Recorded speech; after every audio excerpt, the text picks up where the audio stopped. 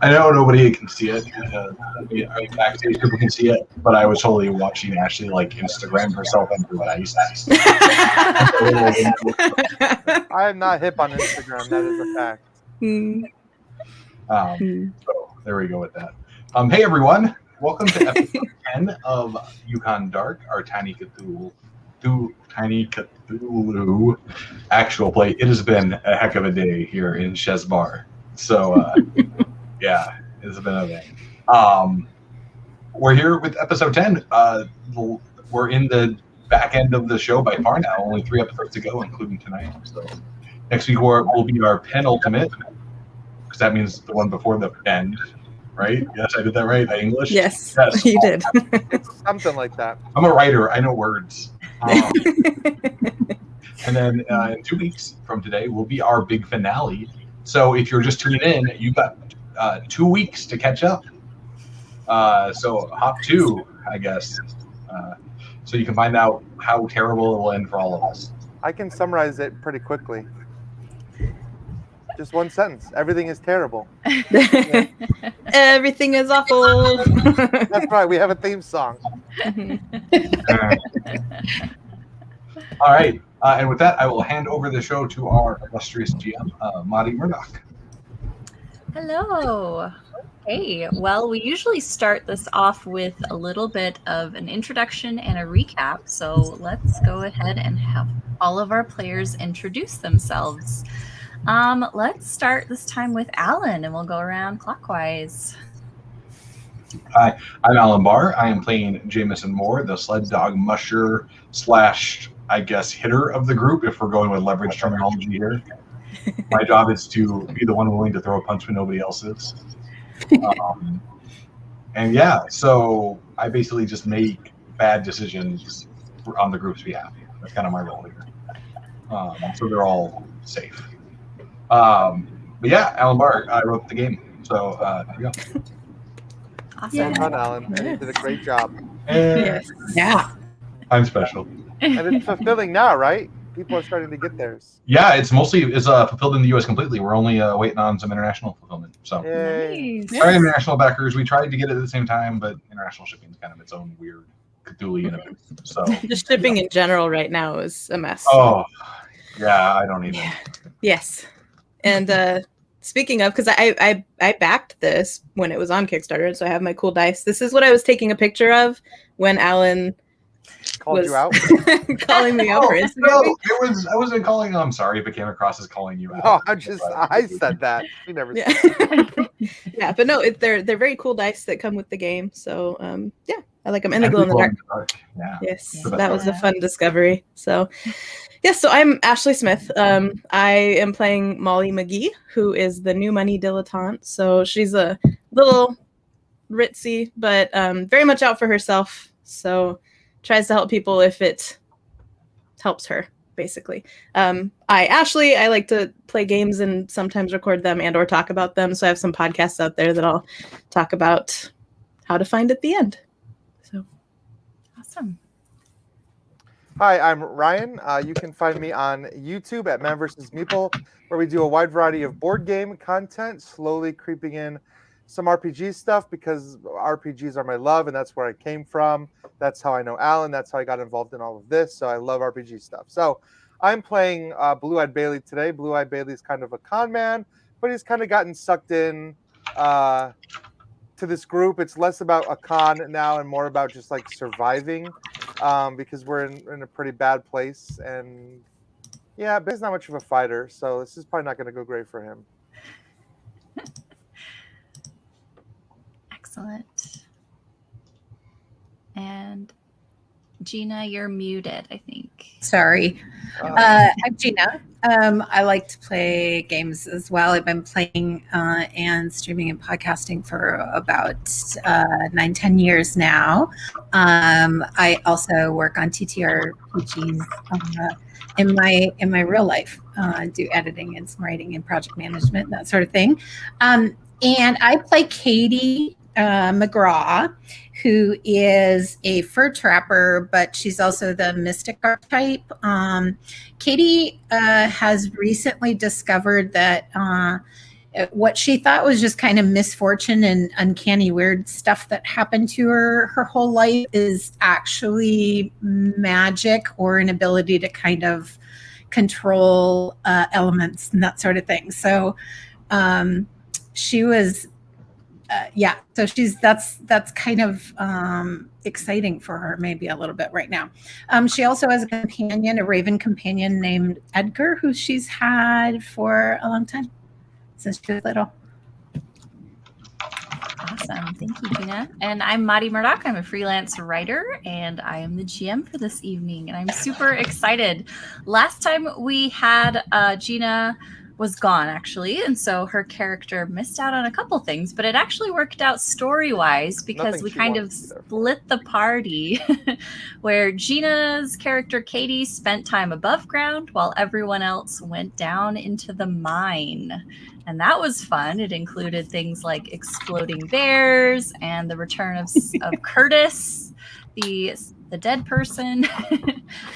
And this is something that our players from last time probably didn't know, but behind the scenes, I actually gave Katie something to do while she was up topside. And so that will probably come into play once the party unites. Okay. So that will be fun. Yeah. Yes, for sure. See, you say fun. Right. Everything I feel inside is the opposite of fun. Yes. Well, I will have fun, and I will watch you all cringe while this happens. Just kidding. Super excited about that. I don't feel like you're kidding. You say you're kidding. No, it's good. It's good for you. It's definitely good for you. So last time, the episode basically ended with Curtis coming back and making a tentative truce with the party, right? Asking you for your help. Saying that he lost Dr. Delilah Whitaker somehow because she had opened a doorway and he couldn't find where she went. So he is asking the four of you, or the three of you, to basically call her out of hiding because she trusts and likes you as friends. And in exchange for this, he will let you out of the mine, which inexplicably no longer has an entrance because Curtis closed this doorway off and only he can open it. So that's kind of where we're at right now. Okay. Katie, you got a comment or question real fast. You're on mute. You're also muted. Sorry, I can't mute when I'm not talking. You got to unmute. Yes, it does. Say it. It's never sunny in Barovia. Nice. That's fantastic. I love it. Awesome. Okay, so Curtis has given you back your firearms, and he has basically kind of stepped back and said, go find Dr. Whitaker. I'll let you out when you do. Okay.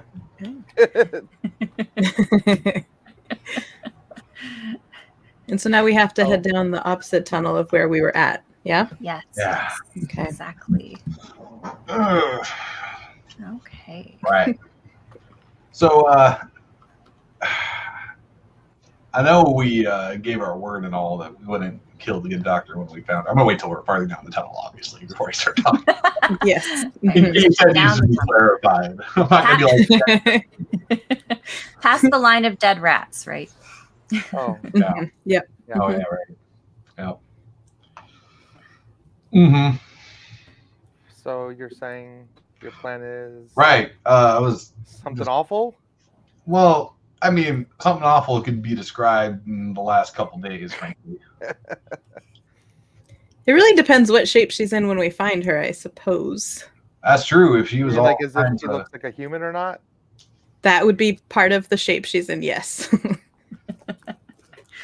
if she ain't rightly in a normal human-ish shape and all that, Ish. I don't think it's breaking our word if we kill her because she ain't human no more, right? Right. Yeah. Yeah, totally. She's not the doctor anymore, so I think we're fine. Yeah. There's no ethical dilemma here. None of that moral philosophizing. Yeah, I think we're way past ethics at this point with what we're doing here. And that's what somebody without ethics would say. Well, Never I pass. mean, fair. Still I immoral. never claimed to be ethical here. So So what separates us from the monsters that apparently fly around in the night, kidnapping folks and dropping them? It's ethics. don't forget That the and top- wings. That also separates us. And a desire not to murderize folks. Also that. Yes. Right. So I guess we'll go looking Right. for the doc. Okay. Alright, so it sounds like you're in agreement that if you find the doctor and she's not in human shaped, then you will break your promise to Curtis and kill her. Well, Right? I don't know if you'd call it breaking a promise at that point. Right. Because again, we discussed it's not her anymore if that's the case. So I see. Okay. Just clarifying. Excellent. Okay. So as you go down the tunnel, and this is the opposite direction from the tunnel that you were in going in before, the last tunnel that you were in was very dark, obviously, because it's mine, but it was also very hot, strangely enough, the deeper you went into it. And it was also very moist, full of this kind of invisible vapor that was kind of clawing at you. This other tunnel is the opposite from that. The deeper that you go, the more kind of almost bland the air gets. It's neither cold nor hot. So it almost feels like you're just walking through some type of just kind of lukewarm water. It feels really heavy, but there is no temperature variance in it. And so it almost feels like there's a curtain, just a constant curtain brushing up against your skin. Now, as you kind of look in the corners as you go down this tunnel, you're noticing that those rats that were running from the other direction, again, you're kind of following a trail of rat bodies. Just occasionally you'll see a beheaded one over here and another one over there. And eventually, the further you get in, you even see one whose head appears to be jammed into the wall, almost as if the rock had swallowed the front end of the rat. I didn't need to see that. I will actively try not to see that. Fair. Sorry, Alan, you had to get a little security bear out.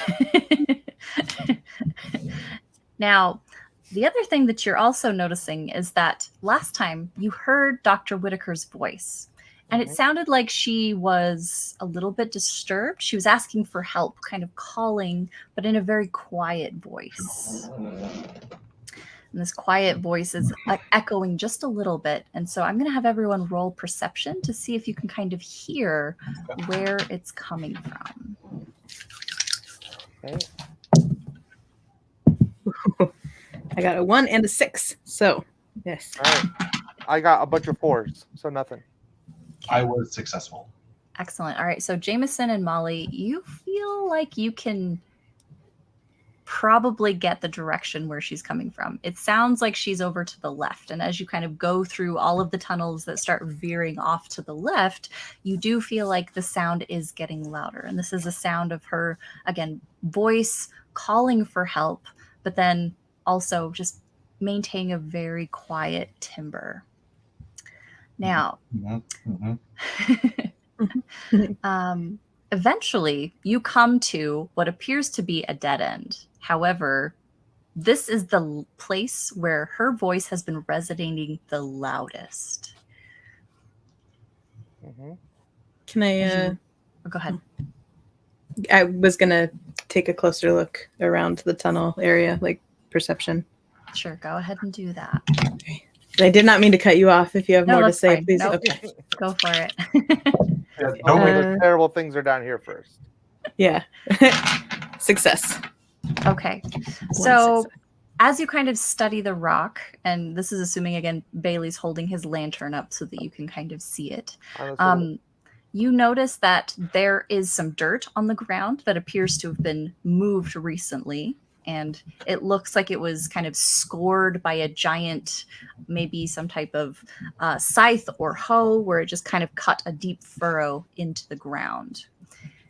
And as you're looking at the rock face itself, it also looks to be a little bit translucent, almost as if you can kind of see something on the other side of it.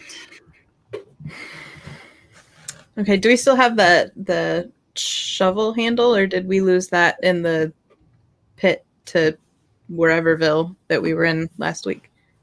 I think you still have it because Jameson held on to it. Okay. Yeah, he held on very tight. So okay, we have it. Cool.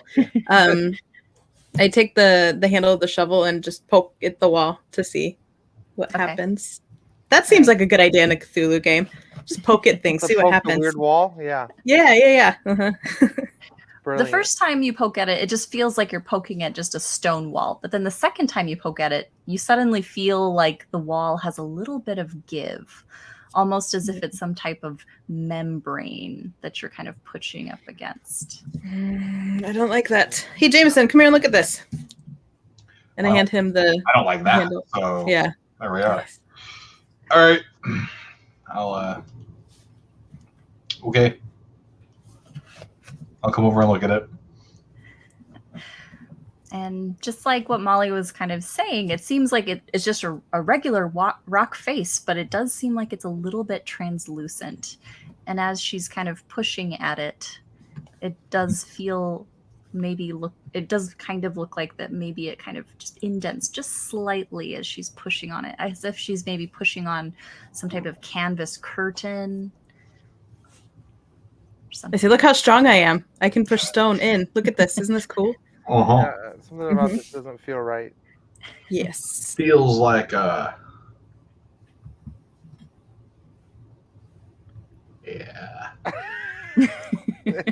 I don't like this.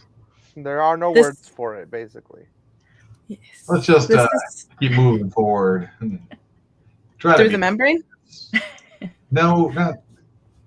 I mean, can you move through the membrane? Well, this is where her voice sounds the loudest, so I feel like she's going to be through this direction. Oh, Lord, I'm going to have to go through the weird thing again first, ain't I? You are. Are you volunteering? Yes. I'm happy you volunteered for that, yes. Mm-hmm. Right. I get out my rope and I tie it around my waist. Okay. This plan worked out really well last time, so I think it's going to go great this time. Yeah. Same thing. I will count to 10 and I will pull you back if you don't do the rope tug. Sure. Also, how is Bailey feeling? Yeah, Bailey got mauled by a bear last He got very mauled by a bear. I got healed, so I'm like... But how many did you get healed? Oh, only 4 total. Yes, that whole session. Okay. Do you feel comfortable doing this with... I don't want to metagame it. That's why I'm asking how you're feeling as Bailey. How is Bailey feeling? Do you want more chicken soup? I was going to say, are you offering me some kind of pain medication? Because yes, I have. Yes. I will Yukon take all ibuprofen. of your pain. I will take all of your medicine, and awesome. I consider myself wounded. Okay. So I'm going to, before we do this, I want Bailey to be in tip-top shape. So I'm going to roll my healing trait and make him more better. So, Even more better. Cool. 2 5s. So that heals him for 2, I believe. That's great. I'm almost up to full health. Sweet. Excellent. I mean, I'm feeling almost tip-top. Great. Then help me hold this rope so that Jameson does not die in the membrane thingy. Yeah. There's a sentence I never wanted to hear. Nope. We've got you. Between the two of us, you are solid. You can walk through that weird wall over there and... Yeah, I really feel that. Nothing is going to go wrong at all, okay? No. Mm-mm. It worked well last time, like Bailey said. It worked great last time. We've got you. Yeah, it worked perfect. Mm-hmm. I go into the membrane. Well, sure. Okay. So this is, again, a membrane. So are you, like, punching through it first? Are you kind of pushing your way? I'll take out my Bowie knife, hunting knife thing, and I'll just, like, hope it doesn't, like, bleed as I cut the membrane. Or it's not like a weird muscular membrane. You said it. You're the one that said it this time. You said it. I know. I had to give the homage.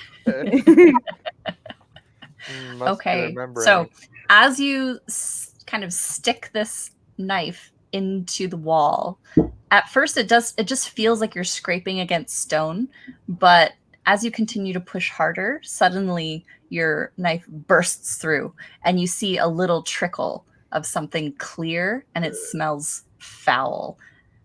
And as you kind of continue to cut through the membrane, suddenly you hear this whooshing sound, and this vacuum starts kind of sucking the air around you through the hole.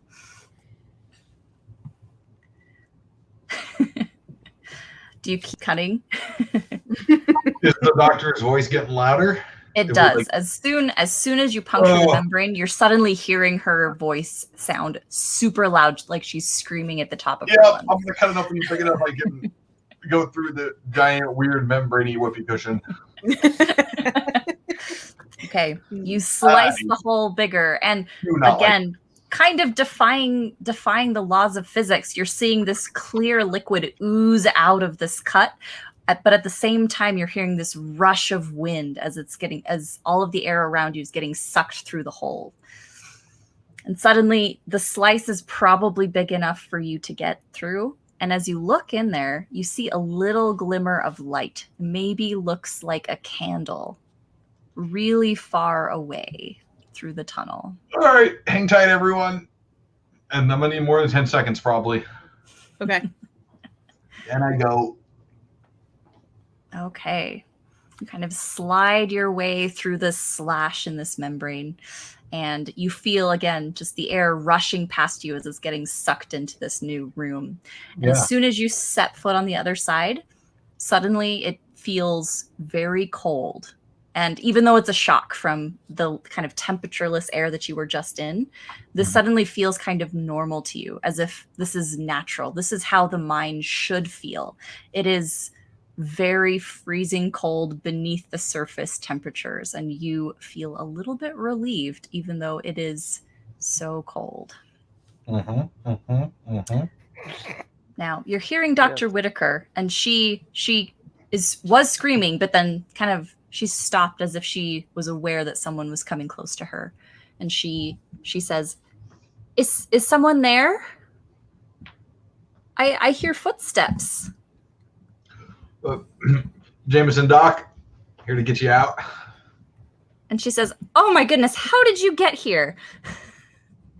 Ain't rightly sure, being honest. And she says, "Well, keep talking, and I'll follow the sound of your voice." Right. Our Father who art in heaven. Hallowed be his name. And she's like, "Oh, Jameson, I didn't know that you were so religious. Didn't you tell me that you weren't exactly those are all the words I know. As far as it gets. And as you're kind of talking back and forth, that candlelight does appear to get larger, and eventually you see the candle just like right in front of you, probably 10 feet in front of you. And you see the side of Dr. Whitaker's face, and she says, "Oh, it is you. Oh, I'm so glad to see you. You haven't seen Curtis, have you?" Yeah, I have. He's the one who sent us to get you, if I'm being honest. But we were already here looking for you because we were worried. We ain't rightly intending to turn you over to him. She says, "Oh, well, that is very noble of you. And when you say we, does that mean your friends are also there?" Most of us were running a little light. We lost Katie. Like, she's just lost, not like she died. She's lost? Well, where is she? So, somewhere outside the mine, best of my knowledge. I don't know. Outside the mine. And then she kind of puts the candle down on the floor. And she kind of steps away from the light so you can't see her anymore. Doc? She says, hold on, I'm trying something. And then she starts to kind of mumble and whisper, and as she's doing this, it doesn't sound like she's speaking words that are in any human tongue that you've ever heard. Out of character, time out real fast, guys. Sure. So, I don't want to derail the game with something I'm about to do, so I want to out of character talk to the group real fast and make sure everybody's You're gonna kosher. shoot her, aren't you? Oh yeah, I'm gonna shoot her. I mean, I can't say that I'm at all surprised. So, Yeah. but if y'all don't want me to, I won't. Look, I'm not going to police who you shoot. Both actions are equally in character, so Yeah. I'm trying to get some table talk feedback here because in a world people like really this, play RPGs. So. In the world of Tiny Cthulhu, you shouldn't just start chanting things in other languages Correct. in front Yes. of people. I feel like that's not just Tiny Cthulhu. I feel like that's just a rule. Yeah. Just in general. Yeah. A rule of life. If you were in my house and you started chanting in ancient Sumerian, I would probably do something about it. I'd be like, Yeah. Get out. Given what we've seen. Given what we've seen and been through so far, I would say that it makes total sense to shoot her, honestly, because you don't know what she's going to do, and we've seen some bad stuff. So I would also wonder if you were updating the group at all. How? Hey, I see the dock, or like, do they know anything, or are you just witnessing this solo? Our characters will never even know probably that he shot her. Just be like, Yeah. I done found her. nope, she Well, wasn't there. that doesn't factor into it for me. Mm-hmm. Okay. This is like a real hard decision, actually, I have to make. Well, let me. Can we let cut me to tell somebody you. else for a bit? I mean, whatever Wild. happens, it's probably going to bring Katie into the mix. So, I mean, Either do way, you it probably shoot her or is going to not? bring Katie into the mix. Right. Fair knowledge. So, I mean, that might not be a good thing. Like, is Katie still Katie? Like, Is neutral information. Do she it spent on half your- the game as a raven, so like, It's very possible that shooting her will accomplish nothing, and Yeah. all of this doesn't even matter. Mhm. So I'm not super worried about what's going to happen if you do, because Yeah. I'm pretty sure it's just going to do nothing.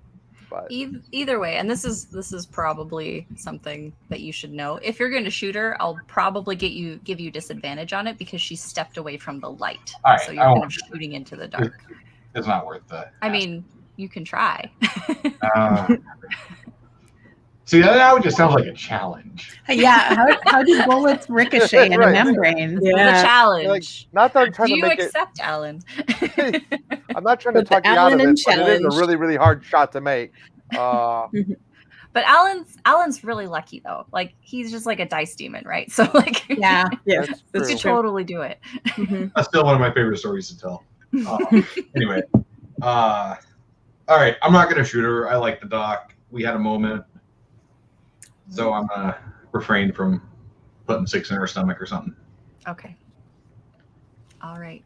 So she continues to mumble this strange language that you're not sure what it is. And then suddenly this kind of flash of red light filters through the tunnel that you're in. And suddenly it appears that there's some sort of doorway standing between you and the doctor, just on the other side of the candle. And the doorway kind of looks like an arch with, again, another sort of translucent reddish membrane across from it that slowly starts to melt away. And then through that doorway, you don't see the doctor, but you actually can see the candlelight pouring into what appears to be the mouth of the mine. And Katie is standing there. Miss McGraw? Did I hear You do hear. Jameson? And Katie, as you kind of look to your left, you suddenly see that there is a archway that wasn't there before. And you can see that there's a candle on the floor, just on the other side of the archway. And you see Jameson standing there on the other side of the candle. Okay.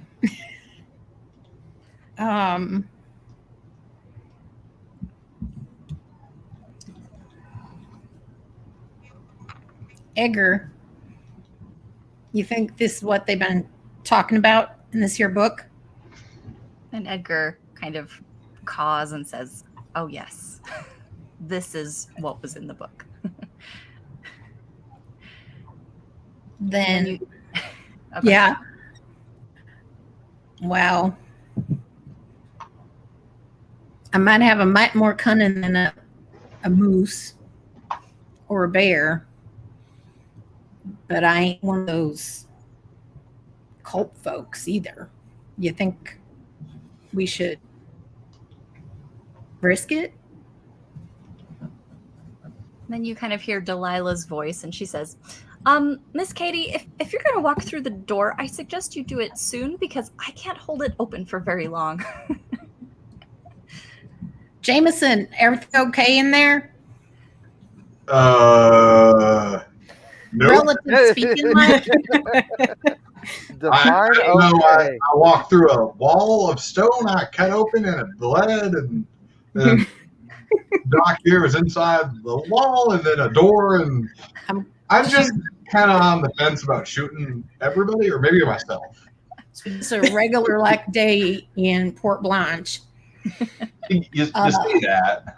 So I'm gonna walk through. Okay. And if Edgar's comfortable coming through, Edgar's gonna come through with me.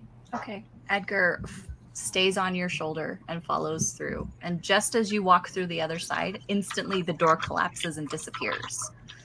And Katie, you are suddenly in a totally different tunnel. You are somewhere in a different part of the mine that you were not in before, and you don't really know how you got there, besides there was a hole in the wall and now it's not there anymore. And as you kind of turn around to look to see where that doorway went, you see what appears to be kind of like the dark shadow of a woman, and you hear Delilah's voice saying, "Oh, Miss Katie, I'm so glad I was able to find you and reunite you with your friends." Doc, are you okay? And she says, "Oh, I'm fine. I'm a little startled, but I think I'm getting the hang of this." And she steps back into the light of the candle, and she's looking at her hands. What do her hands look like? Her hands look normal. She doesn't have any of the markings that you were worried about before, right? Because before she could take part in the ritual, the church burned down, right? Conveniently enough. So her hands look normal, but it does look like she's actually missing the tip of one of her fingers. And there's a little bit of dried blood up there. Miss Delilah, can we get to the others? Jameson and Molly and Bailey? Do I see Jameson? Yeah, Jameson's just right there. Oh. Where'd she learn how to do that? I don't know. I walked in here and there's a door now, and she was talking funny words. You one of those wanderers of the doorway, Miss Delilah? And she says, I suppose that I am. What the hell is a wanderer of a door jam or doorway or door dinghy? The door jam warriors. It's a type of cult, I guess. With a little Like special group. And then she's going to gesture with the book she has. Like the Freemasons. The Germinations. What was it? The Germinations of Alchemical Truths. Yeah. Mm-hmm. So she's part of a crazy fringe religious sect? I don't reckon you were before, though. Were you, Dr. Whitaker? And she says, that's the thing. I didn't really realize that I must have been initiated when I was very, very young. You see, my father, he dabbles in all kinds of really interesting secret societies and whatnot. And I always thought that they were of a scholarly nature because I was never invited, really. But as I came up here and, well, you killed Curtis for a little bit, and you said that he... For a little bit. Yeah, just a little. Came back. I hate to interrupt you, Miss Delilah, but you mind we have this conversation elsewhere, it's my slick in here. It's And she says, yucky membry. Yes. Why don't we? Well, is Curtis over where your other friends are, Jameson? Not precisely. He's kind of back at the entrance to the mine, so we're a little deeper in. I see. And she kind of looks at you two, and she says, Do you want me to have the rest come in here and come through the magic door? That would probably be best, because Right. I don't think that it's time to go with Mr. Curtis just yet. Sure, because there's a right time to go with a man who came back from the dead. That makes sense. Why would you want to go with him? Well, I mean, he stole you off the streets here. We Well- thought he was going to kill you. He threw you in a pit. and that's the thing. He threw me in a pit, but it was actually just a doorway. It was a doorway back home that he had opened up. Did he know that when he threw you in the pit? Like, what were his intentions with the pit? You know what? I'm going to go get everybody else. This feels like a bigger conversation than I can handle. Just okay. So, I'll come back to the group. Hey, randos. Hi, welcome back. Like, I guess I poke my head out of the stone wall. Right. What is happening? What they, guess I'm coming born again or something. Yeah. So I found the dock. Good news, right? And the dock opened up a magic door that Miss Katie walked through into the membrane space. And now there's like talking about magic and cults, and they want us to come through the magic door and avoid Curtis by coming through the membrane. So you two are going to like reverse birth yourselves through this membrane. What? What is happening? All I'm hearing is there's a way out through here. Basically. Cool, I'm in. I'm gonna look at Molly, and if Molly's like I'm in, I'm just gonna be like, okay. I'll help them both through, and then I'll grab Aurora and bring her through. Okay. Yeah. But I'm like holding the dog as I go, not putting her down. Excellent. And just like Jameson did, Molly and Bailey, you notice that in this other tunnel past the membrane, it suddenly feels very icy cold.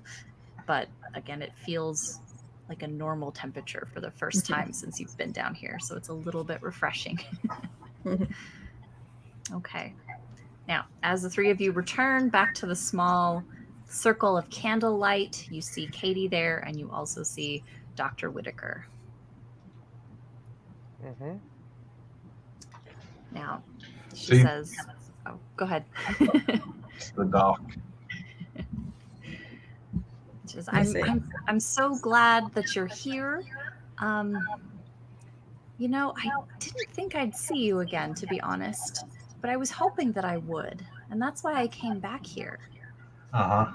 You see, Curtis came to Porte Blanche to come get me because I did a bad thing in lying to my father and running up here with his property. And she kind of points at the book.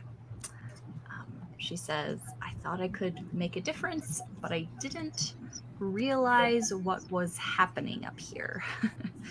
And Curtis explained it to me as he was trying to take me back.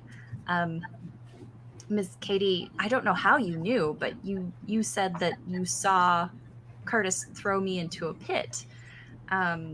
Which is true, but that pit had been turned into a doorway, which would actually transport people from here up north elsewhere. And it was created by, I guess, this strange organization that both Curtis and my father belonged to. And so after I got thrown into the pit, basically we were traveling home. And on the way home, Curtis was telling me about why I shouldn't have come up here. And it wasn't because I disobeyed my father. It was actually because, well, there are pretty dark designs for Porte Blanche. And I knew that the four of you were still up here, and I didn't want you to, well, get caught up in it. We's caught up.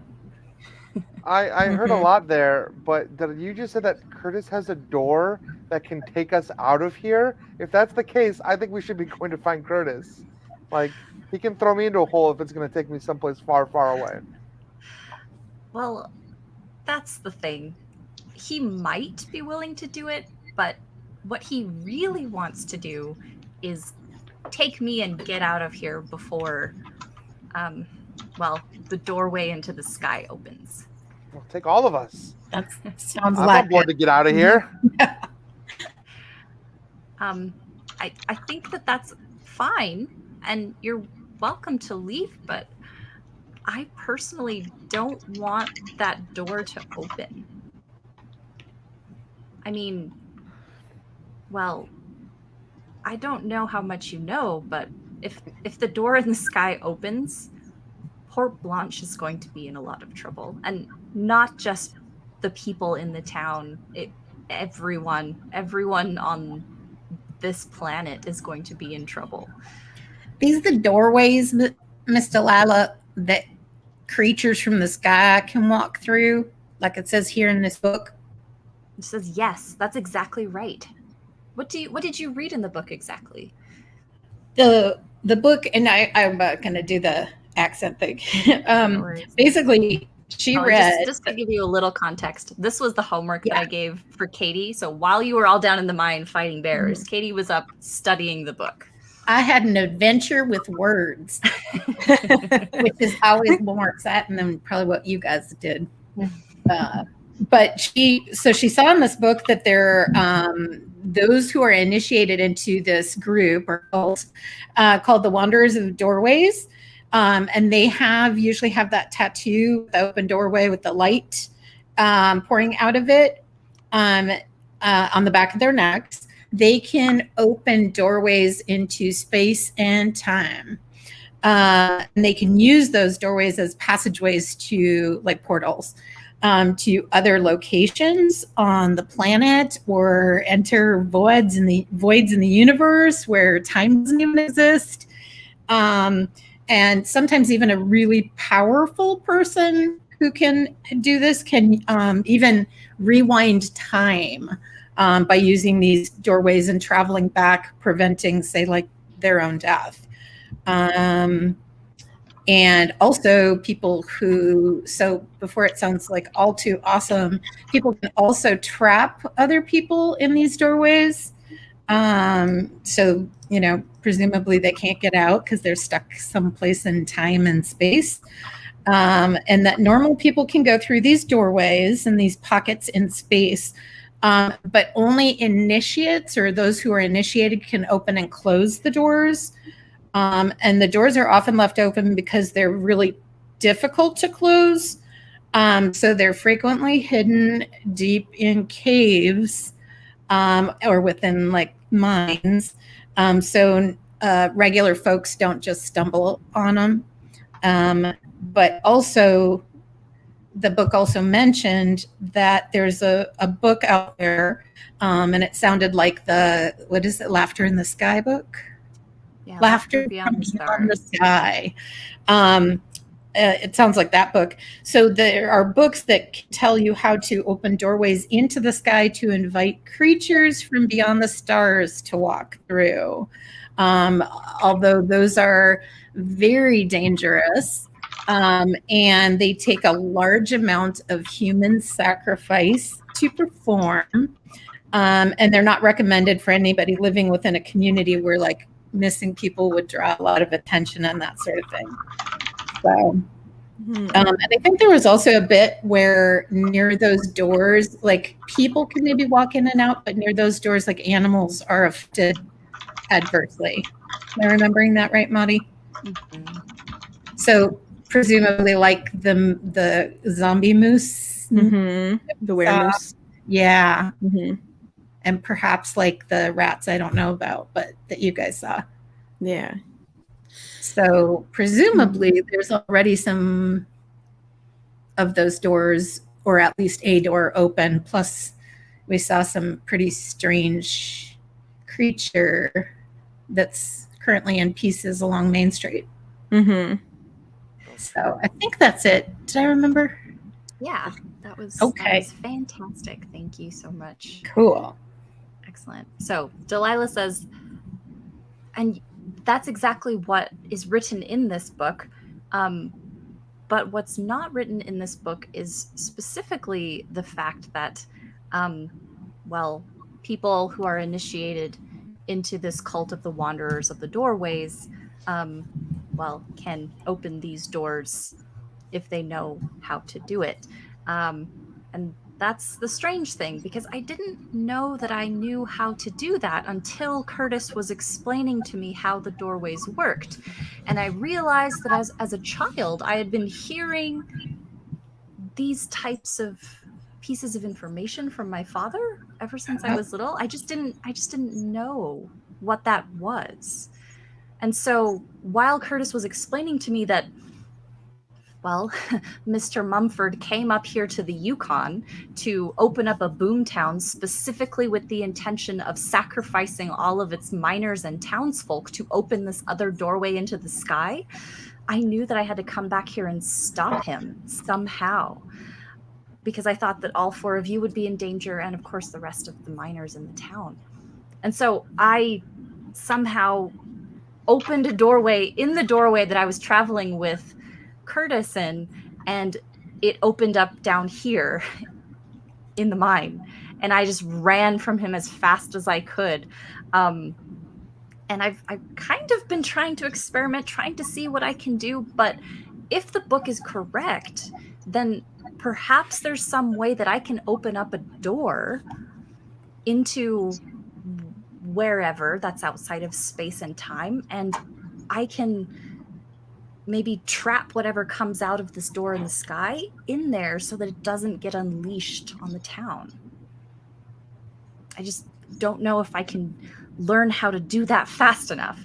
And she kind of like points to her finger where the tip of it is kind of missing, and she says, I've been trying while I was running away from Curtis in the mine to just open up small doorways to see if I could find places in that space beyond time and space, and I'm not very good at it. I'm afraid that on my way I lost a little bit of my finger, and I think some rats got caught up in some of these doors that I tried to open. Oh, that doesn't sound good. But if I can figure it out, then it might be worth it. It might stop Mr. Mumford and the rest of his group from summoning whatever it is from beyond the sky. So before we worry about trying to open another door, is there any way we can stop this one from opening in the sky? The one that they're working on right now. It's hard to say. I haven't read the other book, the one that Mr. Mumford has, the one that tells you how to open up the doors in the sky. But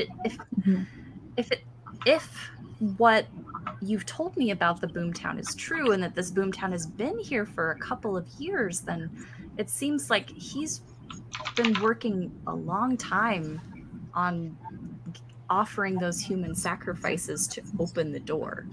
So I don't know what we would need to do to stop him, if he could even be stopped. Okay.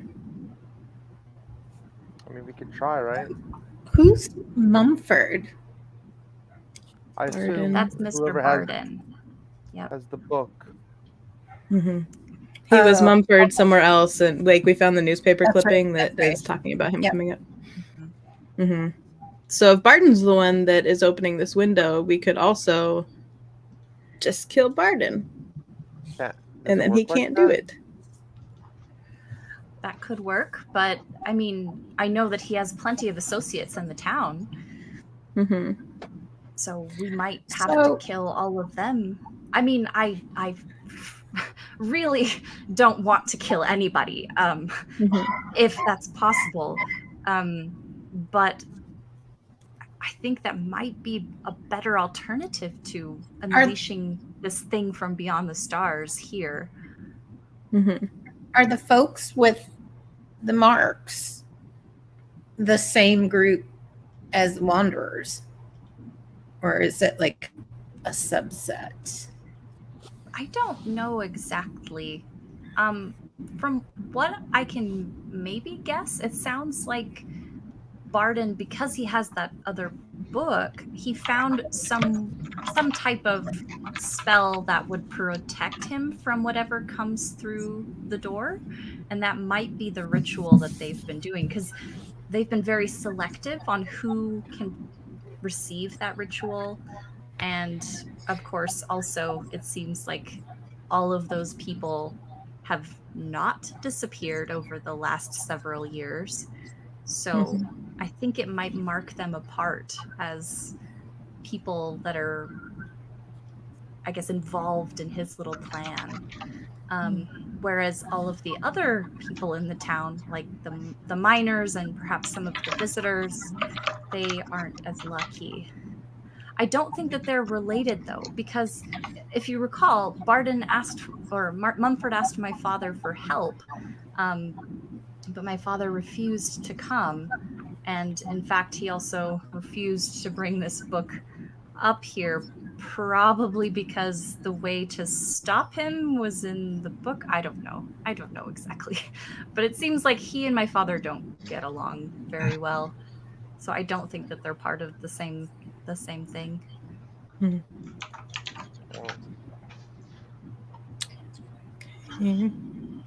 What can we do to help you get better at making this door? Or was that you that suggested, Molly? Do we just eliminate some of these stronger cult folks like Barton? I'm not for killing people randomly and without reason, but like Delilah said, I think it's a better alternative than letting this creature out of the sky and just hoping to catch it in another door. I think that if we can prevent it coming through at all, that's probably best. So, can we though? Well, we have to try. Mm-hmm. I'm willing to try. Mm-hmm. I don't. Well, now that I know that the four of you are safe and you haven't been sacrificed to open the doorway, I feel much more relieved. But that still leaves all of the miners that are still up there. Yeah. And there's at least one door already open. Is that the door, or are they planning on making it bigger or opening another one? Well, again, I'm not sure because I haven't read the other book, so I don't know how that door works exactly. I mean, if we find that book, we might learn how that works, or we might ask someone who has read it. Need to track that book down.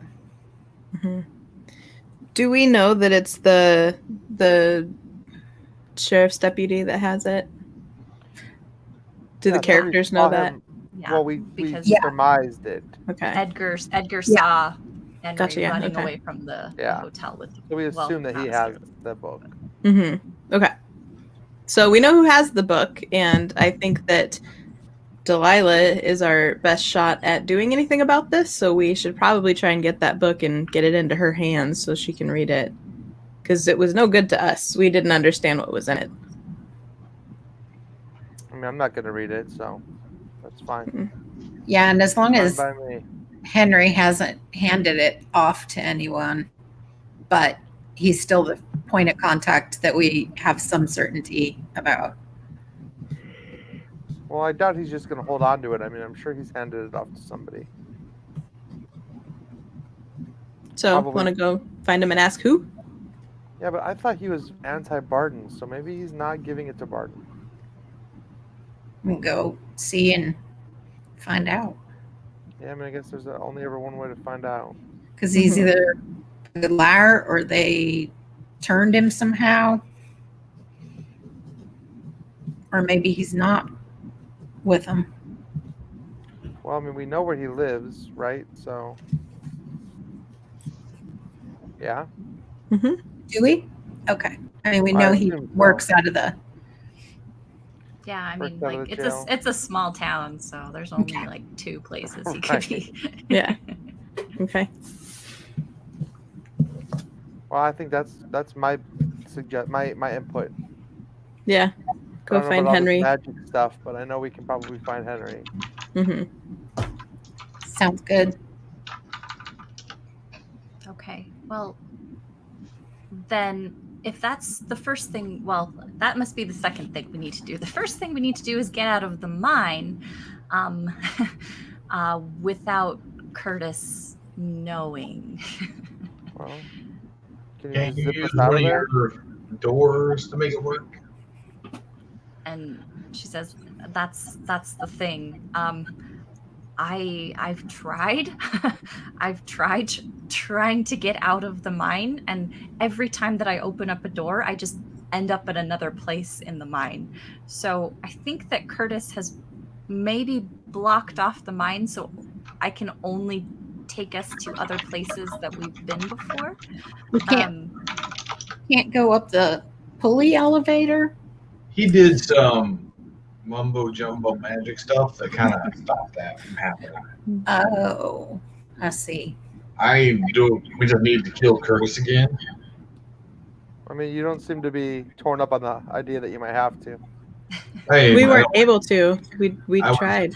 I was raised to leave a job not unfinished, so It stopped him for a while. Hmm. No, I tried to shoot him and it did absolutely Right, nothing. yeah, you weren't here, but we tried again and it went nowhere. Oh, Yeah. he might. But maybe with Miss Doc's magic here, we can, figure something out. Maybe.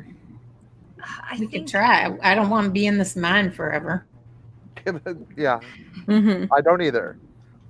Well, we can assume that as a master of these doorways, Curtis knows exactly what he's doing while he's in here. So maybe there's got to be some way to lure him out of the mine. I mean, he wants the doctor. We've got the doctor, so we have the bait that he's looking for. Okay. What if we tell him that we found a wall that we could see through and we saw Delilah outside? What if we saw the doctor outside? But we couldn't get to her because there was like a translucent wall.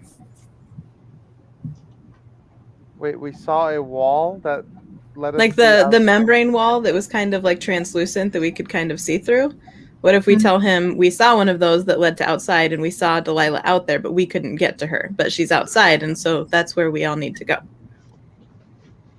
Do you think he'll buy it?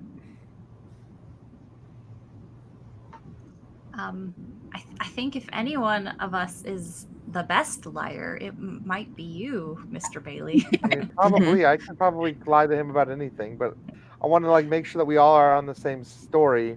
Hmm. Because So we went down the mine cave. The mine cave. Yes, we went into the mine cave. Yes, we went to the mine cave. There was a wall that we could see through but not get through, and it went outside. The out to the side.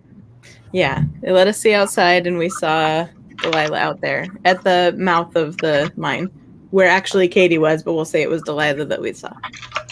I mean, sounds true enough to me. Sounds But first, good. we have to leave the mine to get to Curtis to tell him the lie in the first place. He's waiting for us, so we just need to head out this tunnel and get back to where he's at. Tell him that. So the three of us will go. Katie will stay with Delilah, and then when he opens things back up, Delilah should be able to get a door for them to get out too. It sounds like you've got a good plan, so I'm going to stick. Let's do it. Okay. Okay. Excellent. Well, let's Sounds go ahead good. and take our little break before we actually jump into making this plan happen. So we'll be All back right. in about 7 minutes. Cool.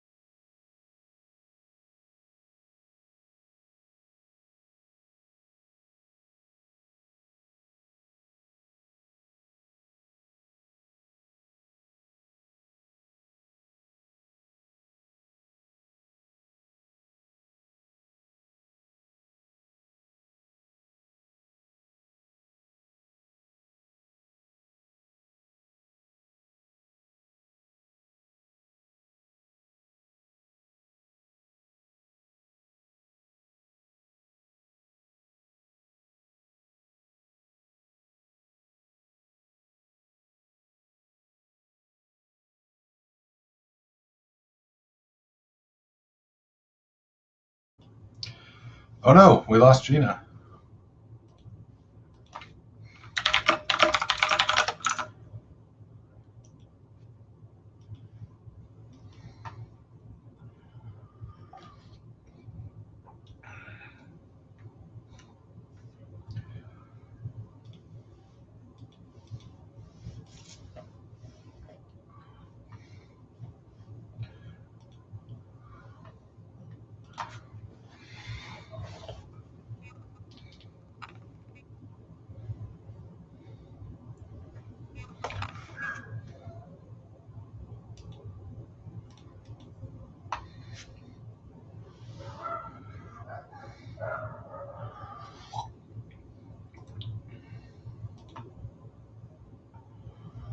Yeah. Gina, welcome back.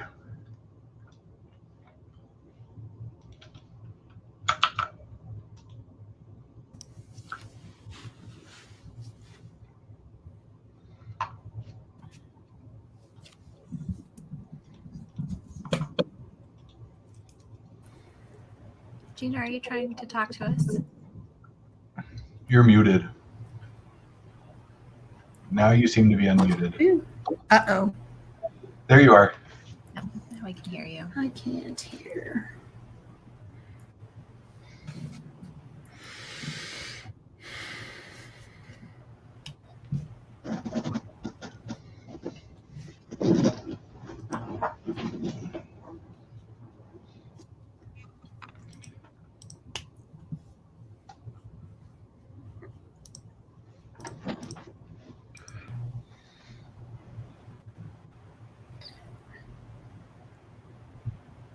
So I had no idea that you could see us during that because I dance every time. So I know. I was gonna say that because you watch all of us apparently, but yeah. As I the love admin, I can see everybody on the bottom when it's okay. doing stuff. Uh-huh. Didn't know that. Yeah. So that's good. No, I'm like thinking back to like, did I ever do anything thinking that no one could see me other than take pictures and dance? I don't think so. I think I'm totally okay. watched you pick your nose that one time. That one time. That was me. That was me. Oh, yeah. I was like, I have 2 piercings in here, so if I did, there's a chance that I was adjusting my jewelry and not actually picking my nose. Likely Yes. excuse. Likely story. It's my go-to. So Good excuse. yes, That works. Yeah. When it's cold, this is a lot of fun because it's metal, so it's like you can feel the chill. So thankfully I live in Arizona and it doesn't do that much. So, and by thankfully, I mean not at all. It's awful. It was 117 degrees here today. Yeah. I heard it was up the 120s yesterday too. And so That's horrible. It is horrible. It's envy awful. Mm-hmm. Yep. Yeah. Oh, look, Ryan's back. I'm here. hi. Sorry. I need to make like a we're on break screen, so I'll work on it. Okay. Well, let's go ahead and jump back into this. So, to recap, your plan was to tell Curtis that you saw Delilah outside the mine to hopefully lure him out there. And this Correct. lie is hinging on Bailey's ability to convey this message in a convincing manner. And yes. This is what I'm good at, so hopefully I don't do a terrible job at it. Totally. So are we out there? Like, are we back with Curtis? Are we jumping right back to that moment? Unless there's We're something walking else away. that you want to do before then. Is there like a ritual to help you lie better or anything that you need to Yes. go through? Or It's called Need me to, give me some money and I'm sure that I will lie better. okay. It's my rituals. I need to take $5 from everyone's pocket. You know what? If we get out of this, I will give you some of my money. Deal. Seems like a good All right. deal. Yes. Okay. All right, let's do it. So rush out to Curtis. Okay. All right. So the lie is like, obviously, so it's like, got to get into the lie mindset of we just saw her, but not through. We couldn't get to it, right? So we're gonna run out like we just saw her, and like I need everyone to be like, So, Curtis, we found her. Ah! It's I good am. news. We found her. She's outside. We found. I don't even know. And I'm We pointing. found a lot like, of stuff. There was rats that were crazy, and there were doors and walls and windows. And we looked through one, and we saw her just kind of standing out in front of the mine, chilling, like she was taunting us. So we're gonna go get her. That's the deal. So I need a roll for that, right? Yes. Luckily, there's a 6 in there. Oh, woohoo. you see, it's so bright. Look yes, at that I can 6. see it. There we go. Okay. It didn't fail me for once. All right. So Curtis listens to you, and instantly his face gets like a little bit contorted with rage, and he says, "She figured out how to get out of here." I assume Fine. so. You said you saw her right outside of the mine. Yeah, she was like right outside the mine in the clearing, just kind of looking. Like I don't think she noticed that we could see her. Take me to this window that you say that you saw her through. I'm not going back in there. No way. We're out. The deal was that you would bring the doctor to me. Okay. Well, then you can wait here while we go get her. Okay. Isn't that what you were supposed to do before? Well, now we know where she is, but she's outside. So we're leaving this mine. I don't plan on coming back. Oh, I see. You want me to let you out so that you can go get her. No, I don't care who goes to get her. You can just go get her. I don't care. You wanted us to find her. We found her. Deal's done. She's outside. And he tries to scrutinize, but it seems to him like you're telling the truth. So Yeah, I'm also frustrated and exasperated already. So there's a little So truth in every conveying- lie. says, "Fine." And then he just kind of walks away down the tunnel in the kind of the direction that you just came from. So in the direction that you were kind of pointing, like she's that way. Out of the mine. Yeah. And he says, "As promised, I will let you out." And he kind of wiggles his hand over his shoulder, gesticulating something. And as you notice, because he was waiting back where the elevator used to be, and after he kind of gesticulates, suddenly a part of the ceiling suddenly like collapses and disappears before it hits the floor. And instantly you see that the elevator is there, as if it's always been there. You know what? I had 50-50 odds on if he was actually going to let us out or just kill us. I know. Yep. Cool, it worked. I get onto the elevator. I could totally see you saying that out loud to like Molly. I mean, that's the truth. All right, so he's on his way. He's leaving. Okay. Now, just to kind of explain where everyone is, right? It's the three of you near the elevator. Katie and Delilah are back in that end of the mine still. Curtis has gone toward that back end of the mine. It's towards Katie and Delilah. Okay, well, if he's opened everything, then he should be vulnerable to gunfire again. So maybe as he's walking away... Oh, I don't like that. But maybe we shoot him. Guys, Do you think he's really vulnerable to gunfire suddenly? Well, the reason he wasn't is because the doors were sealed. And so since the door's not sealed anymore, he's not in the doorway. Did you Do say we know any of that factually, or are we just assuming a bunch of things? He said that. When I tried to shoot him before, he said since he was in the doorway that... We don't know that he's not still in the doorway. He just opened it, though. A Like, doorway. The doorway might be metaphysical, and this might just be a door. Right. I don't know what the doorway is. I don't feel confident. So you're You saying know it's a bad idea to shoot at him then? You know what? I'm never one to shy away from shooting someone if I need to, so let's just do it. Right. Oh, wait, Katie's waving her hand, but Katie's not with us.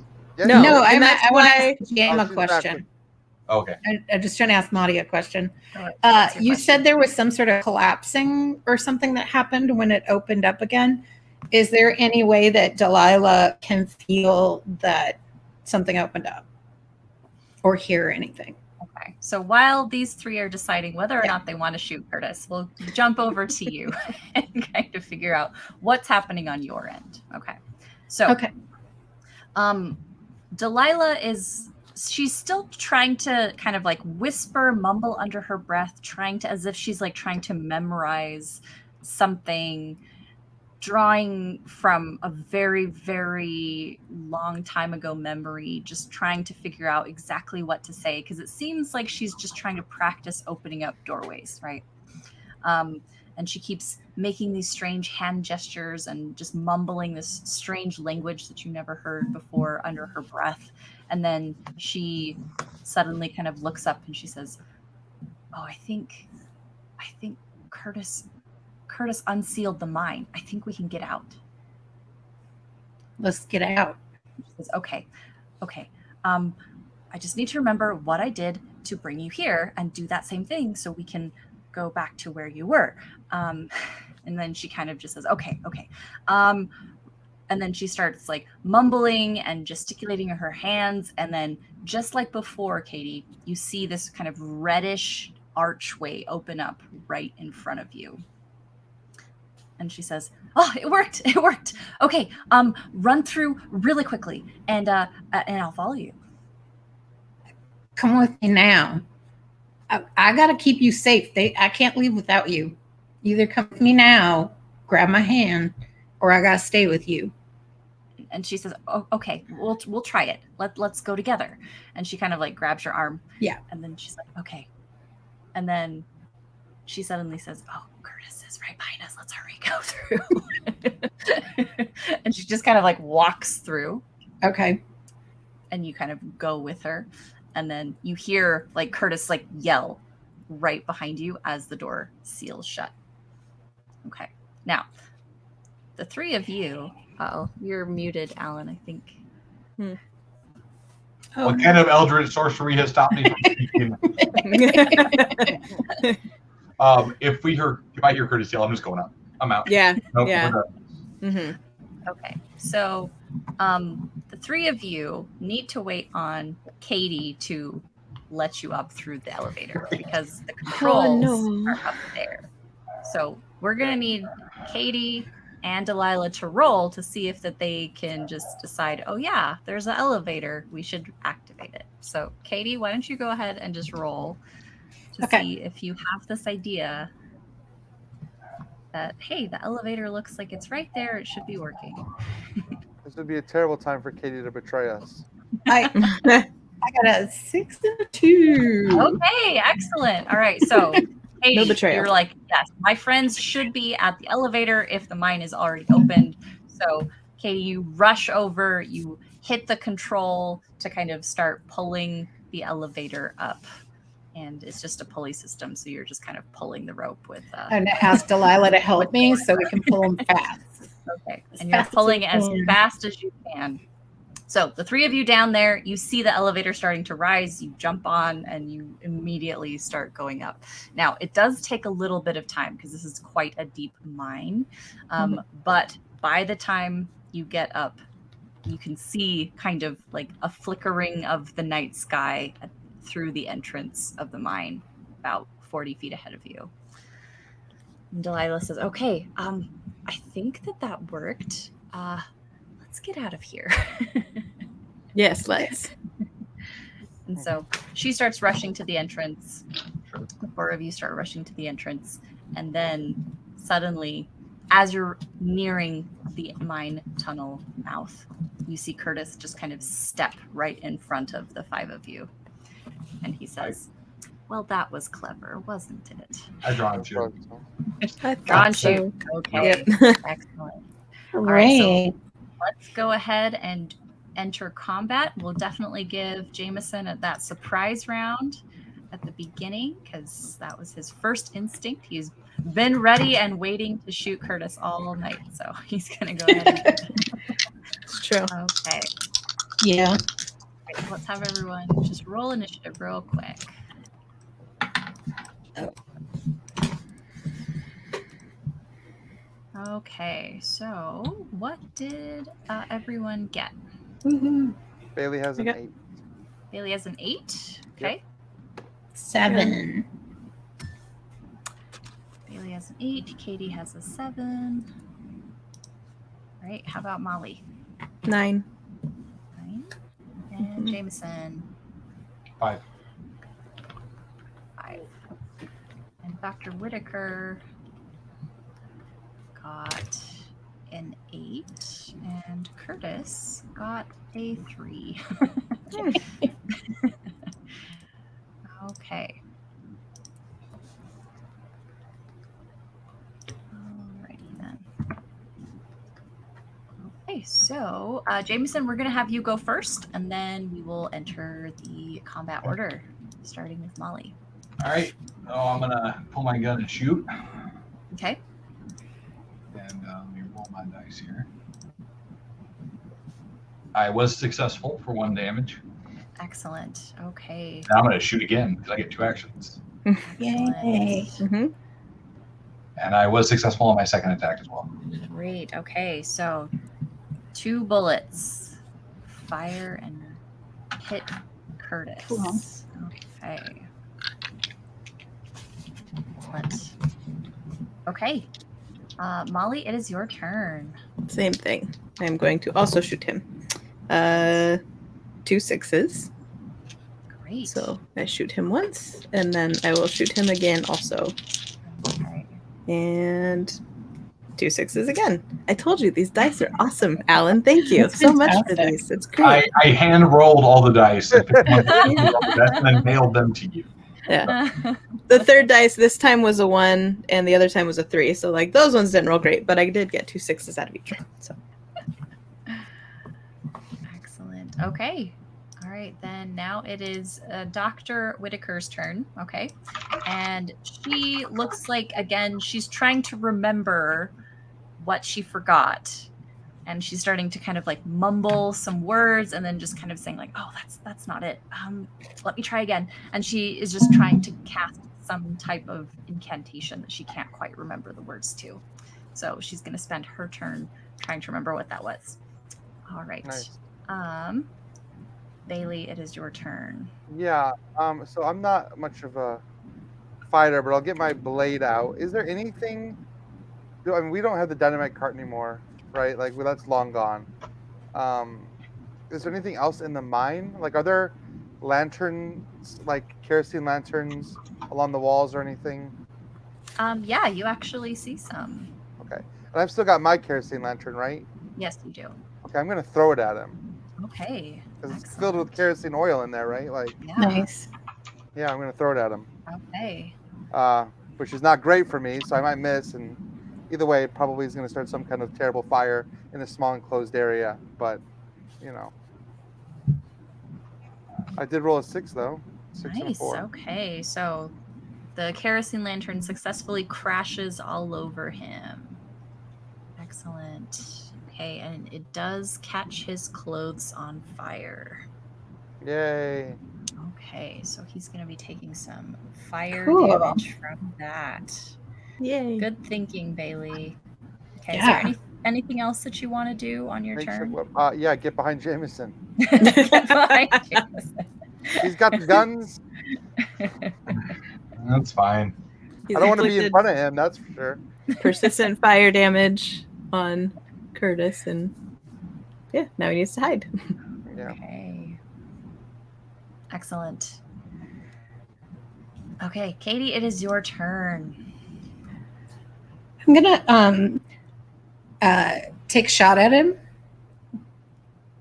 with my rifle, but I'm also going to try to step in front of Delilah just so he doesn't have line of sight to her Okay. while she's doing whatever it is she's trying to do. Okay. No. I got 2s and 4. So that did not work. So I took a shot or gun misfires or something. It does not work, except I do get to step kind of in front of her. Okay. Cool. All right. Excellent. Jameson, we're back to you. Awesome. How hurt, panicked, frantic does he look? He looks more angry than anything, but he is definitely bleeding, and this looks to be the exact same situation that you saw last time you tried to kill him, where you just were able to just pump a ton of bullets into him and then slash his throat. Right. So And we're in the tunnel trying to leave the mine, right? Yep, you're just like right at the mine mouth. So I am going to run up to him and slam into him and try to pin him against the wall so everybody can run past us and out the door. Okay. Excellent. So we're going to go ahead and have you roll to do that. Do you have any kind of trait that might make you better at this?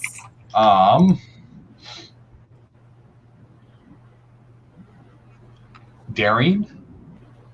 Okay. Sure, I can see how that would be a pretty daring move. Flash survivalist. I don't want to die here. Your survival instinct gives you this adrenaline. Yeah, sure. Mm-hmm. Okay. Oh, yeah, family trade sailor. No. Oh, okay. Okay. You have Popeye arms. Is that what that means? Right. Yes. And I realize he's on fire, so because I have my big overcoat, I'm trying to use my arms with the leather to kind of keep him as far away from me as possible, so I don't catch on fire. Right? I'm just trying to get him against because obviously he's on fire, so trying not to light on fire myself. Smart. Okay. I was successful. Excellent. All right, so you are successfully able to slam the blazing Curtis against the wall, leaving the mine mouth open for the rest of the party to go through. Okay, now it is Curtis's turn, and he does not like being on fire, so he's actually going to try to stop, drop, and roll. But because Curtis, you're kind of shoving him up against the wall, he's going to try to make an opposed check against you to see if he can kind of break out of your grasp. Okay. Sure. All right. So why don't you roll and he'll roll.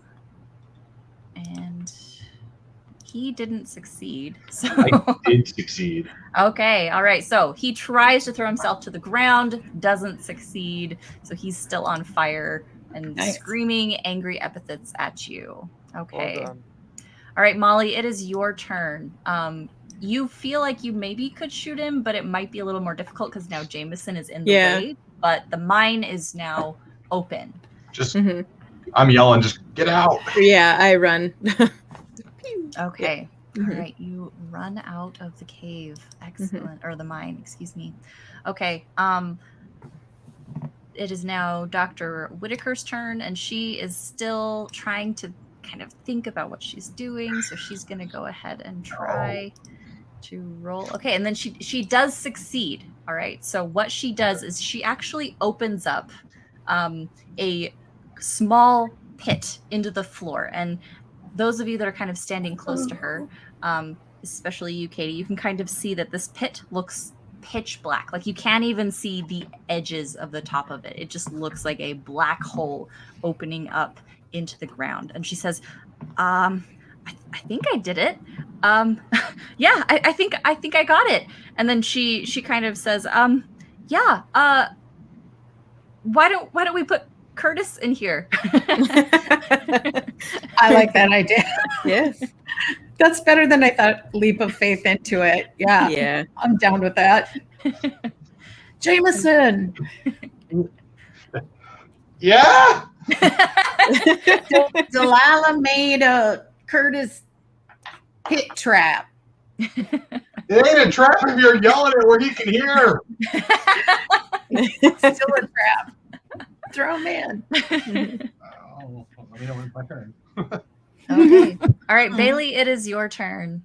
Yeah, I mean, I'm going to go, I guess, the pit is towards us or past Curtis? It's like between you and Katie and Delilah and Curtis. So it's like you three, and then Jameson and Curtis are against the wall, and it's like between you three. Gotcha. I'm going to go get into a position where if Jameson needs my help pushing Curtis into the hole, that I might be able to help. So wherever that is for me to go stand, I'm going to do that. Okay. So you'll just rush over to the side, preparing to kind of help leverage him into the hole. Excellent. Correct. Yep. Okay. All right, Katie, it is your turn. I'll try to. Miss Delilah, stay well away. I'm going to help Jameson. I'll try to do the same. Like if we can all do anything to help Jameson chuck him in, but I want her away from the. If she listens, Okay. She's her own person. She does seem like she's kind of like concentrating to keep this pit open. So she doesn't look like she's going to move anywhere or go anywhere. If she doesn't, then I will hesitate and stay. I won't go towards because I don't want him to grab her. And Okay. go So you in. want to just stand positioned Yeah. between her and the pit. Yeah. Okay. Excellent. Good plan. All right, Jameson, it's your turn. Yeah, so I've like got him against the wall, right? Mm-hmm. And the pit is probably like 3 feet behind you and to the right. So if you just kind of whirl around, you could throw him down in there. Well, actually, my plan was to put my feet against the wall and like grab him by the belt and somersault backwards to like pitch him over me into You're the gonna pit. suplex him. Whoa. And Awesome. a surprising suplex into the pit. I know. Yeah. Straight out of Brock Yeah. Lesnar, Suplex City. Into Right, the I pit. didn't realize this was like I know. WrestleMania It's for the tonight. Yukon title belt. That's what it's for. Ironically, this is not the first time I've done something like this in a technical stream where Marty's been playing with me. So Find a way to work in the suplex. these sort of physical confrontations are a thing I do well. Excellent. Awesome. Absolutely. So That is I'm gonna true. just. Okay. Let's have you roll. And again, do you have any trait that you feel like would help you be better at this Nope, suplex? but in order to make it happen, I'm willing to lose a point of corruption. Oh, okay. Nice. Excellent. I don't know if you want to make a trade here, but I'm feeling pretty desperate about this, and I'm willing to, risk a little bit of my Your sanity to do everything. Yeah, it? Okay. Yeah, let's do that. maybe I catch a glimpse of something I shouldn't see in the pit or something. Sure. Yeah. Or you never come out of the pit. I never come out. What? He's going in. It's him. Like, Yeah. I'm not going with him. Well, nobody ever wants Okay. to go into the pit. Just- Okay. All right. So to make this kind of match your decision, Mhm. Jameson, you hear something laughing. And as you're kind of looking around, it doesn't seem like anyone else is hearing this, but you are definitely hearing something laughing, and it's coming from the hole. And in fact, this laughter you can feel is deeply personal, is laughing at you as an individual human being, and you've never felt so minuscule of a existence ever. So you Oof. feel as if you've been diminished to the smallest speck of dust in the universe from this laughter. Wow. Okay. All right, but Like vicious mockery is what that was. that's exactly Yeah, that's what I was thinking. Yeah. Uh-huh. But you are successfully able to throw Curtis over your shoulder. Wow. And he kind of goes over your head in this flaming arc and just plunges down into the depths of this pit. And I'll like frantically grab my hat as it falls off my head in the pit and pull it out. Now, That's awesome. and Bailey's there to kind of help you make sure that you don't fall into the pit That's true, I yourself will. as you're doing that. Oh, nice. And now you can see Curtis go down because he is basically, right, this human torch as most of his clothes are on fire. And so even though this hole is pitch black, you see him go down really, really impossibly far down into this pit. And then suddenly Delilah kind of like yelps and then like releases her hands from whatever gesture she was holding. And then the pit suddenly seals shut and the floor is whole. And the pit is gone and Curtis with it. Sorry, not sorry. Right. Well, that's about what we wanted, right? I mean, I know that I think I'd be kind of quiet because that's a different kind of thing than I've ever seen. that's yeah. Yeah, even with the splattered bat creatures and We Lit a man on Yeah. fire. all y'all, we should get out of the mine. check. Yeah. Yeah. Delilah agrees. Where do we go? Anywhere. Delilah says, I don't know how long that will hold him. I mean, if he is a master of the doorways, it might not hold him very long, but hopefully, this is sending him to that place between space and time where he'll be trapped. I'm hoping. Yeah, I'm hoping that too. You didn't tell us that he might just jump right back out of this hole and come after us. Like I said, I'm really new to this. I've only been doing boy. this for like Are you 4 literally hours. complaining to the doc? Who just I'm just saying, if he pops back out of that hole and comes for blood, We got bigger problems to worry about than yeah. Kirk's Yeah. popping out of that hole. So let's get on it. She says, We need "Well, to find Henry Yeah. yeah, that's in the that other next step. book. Okay. So she says, I'll keep practicing. But it seems like the book is probably in the town. Is there a safe place for me to maybe hide while you all go get the book? I just feel like the safest place is with us. Yeah, we haven't had a lot of luck with safe places lately. No, we Yeah. have not. How much of a ruckus are we willing to make in pursuit of this? Well, I'm pretty sure the jig is up. They're gonna know we're coming. I mean, I So- don't know what we're gonna find when we get out of here. Maybe we should come in with a bang rather than trying to sneak our way in. You mean like grab that dynamite? A Think it- literal bang. Where is it, the cart of dynamite? I don't know that we took it back up the elevator with It's us. at the bottom of the mine. I think it's at the bottom of the elevator still. Did you also take that man's body with you? Did I hear that last week? No, we gave it to. We what's left it his in the name? alley. Oh, Yes. Okay. Mhm. Thank the No, stars. you, All you told Duff to go bring Yeah, it to Duff the took it. sheriff. Yes. Okay. Yeah. Oh, and to tell tell the tell him. sheriff. that Jameson shot him to death. Yeah. Yeah. Sorry. Yeah. At the time, I had a plan, but in the intervening week, I have forgotten it. I knew I had a reason. So this is going to come back to haunt me. This is gonna be fun. Yes. All right. Maybe, remembering that, maybe y'all should go into town separately from me. Well, I feel like the sheriff is gonna have bigger things to worry about right now than arresting you. The sheriff also, while she seemed to care for the law, she also was not a willing participant with whatever Barden Mumford had going on. Yeah, that's true. She was very Was she? anti-Barden. Hmm. Maybe if we explain Henry, seems like he's in cahoots. Hmm. Maybe if Delilah and Jameson stay kind of out a little bit, out of town a little bit, and the three of us head in, we might be able to talk or not go in with a bang. I don't know.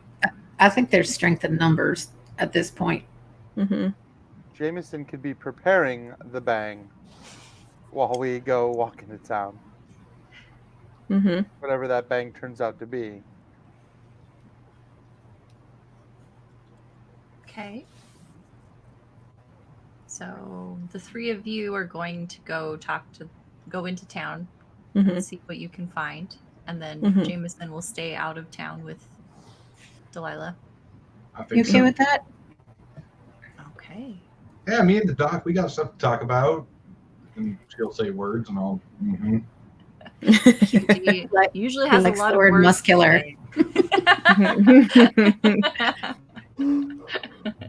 We'll go. Wait. We're gonna go find a place like in the woods near town, but not too far away to like hole up. Okay. Could she, Doc, could you do that? I mean, would they be able to trace you better or worse if you did a doorway to my place and then came back? And she says, I don't know if I can make one that far away.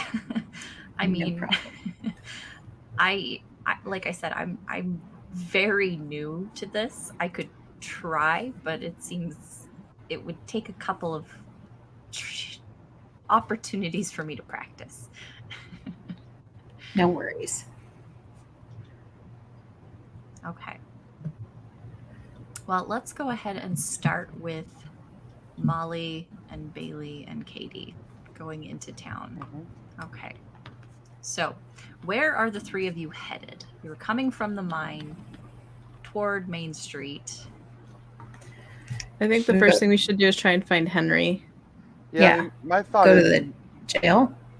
I'll tell you that I'm not expecting great things from the way we left the city. So, like, I'm cautiously coming back into town. I figure let's get the lay of the land and see if anything crazy is going on, and then we can kind of decide where we want to go. Okay. I'm slightly less cautious. Yeah. I think we gotta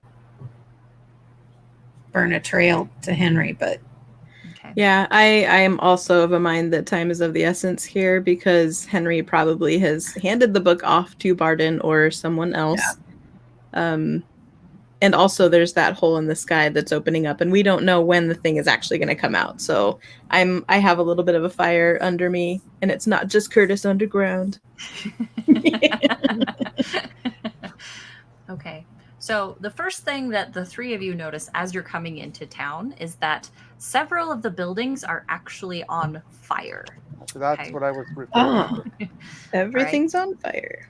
The other thing that you're noticing is that there is a lot of yelling and screaming and gunfire going off all over Main Street. And as you're kind of just like watching from a distance, you're just seeing tons of miners just like running back and forth, shooting at each other. You see that Barden's house is completely on fire. The hotel is also on fire. And Nice. it just seems like it's complete chaos and pandemonium. do we see any of those telltale folks anywhere, like Barden or the sheriff or Henry, like in all the fray? Go ahead and roll perception to see if you can see anyone, because Okay. there's a lot of people running all over the place. I got a 5. Okay. I got 2 folks. Okay. So you don't got see actually any of the townsfolk that have the marks on their hands. So you don't see any of kind of the pillars of society Okay. like Barden or the sheriff or anyone like that. But you do see Duff, and he's kind of cowering on the side of the gallows as if he's like kind of hunkered down almost beneath the platform, just kind of watching everyone. And he's got a gun in his hands, but he doesn't know exactly what to do with it. And he's just kind of looking at everyone and everything. And he's also kind of staring up at the sky often. Like every other glance he casts anywhere else, he also looks up at the sky. We didn't see any more of those sky creatures when we're looking around, right? We see burning buildings and gunfire. And okay. I'm gonna go ask. I'm gonna go to him and be like, what is even happening here?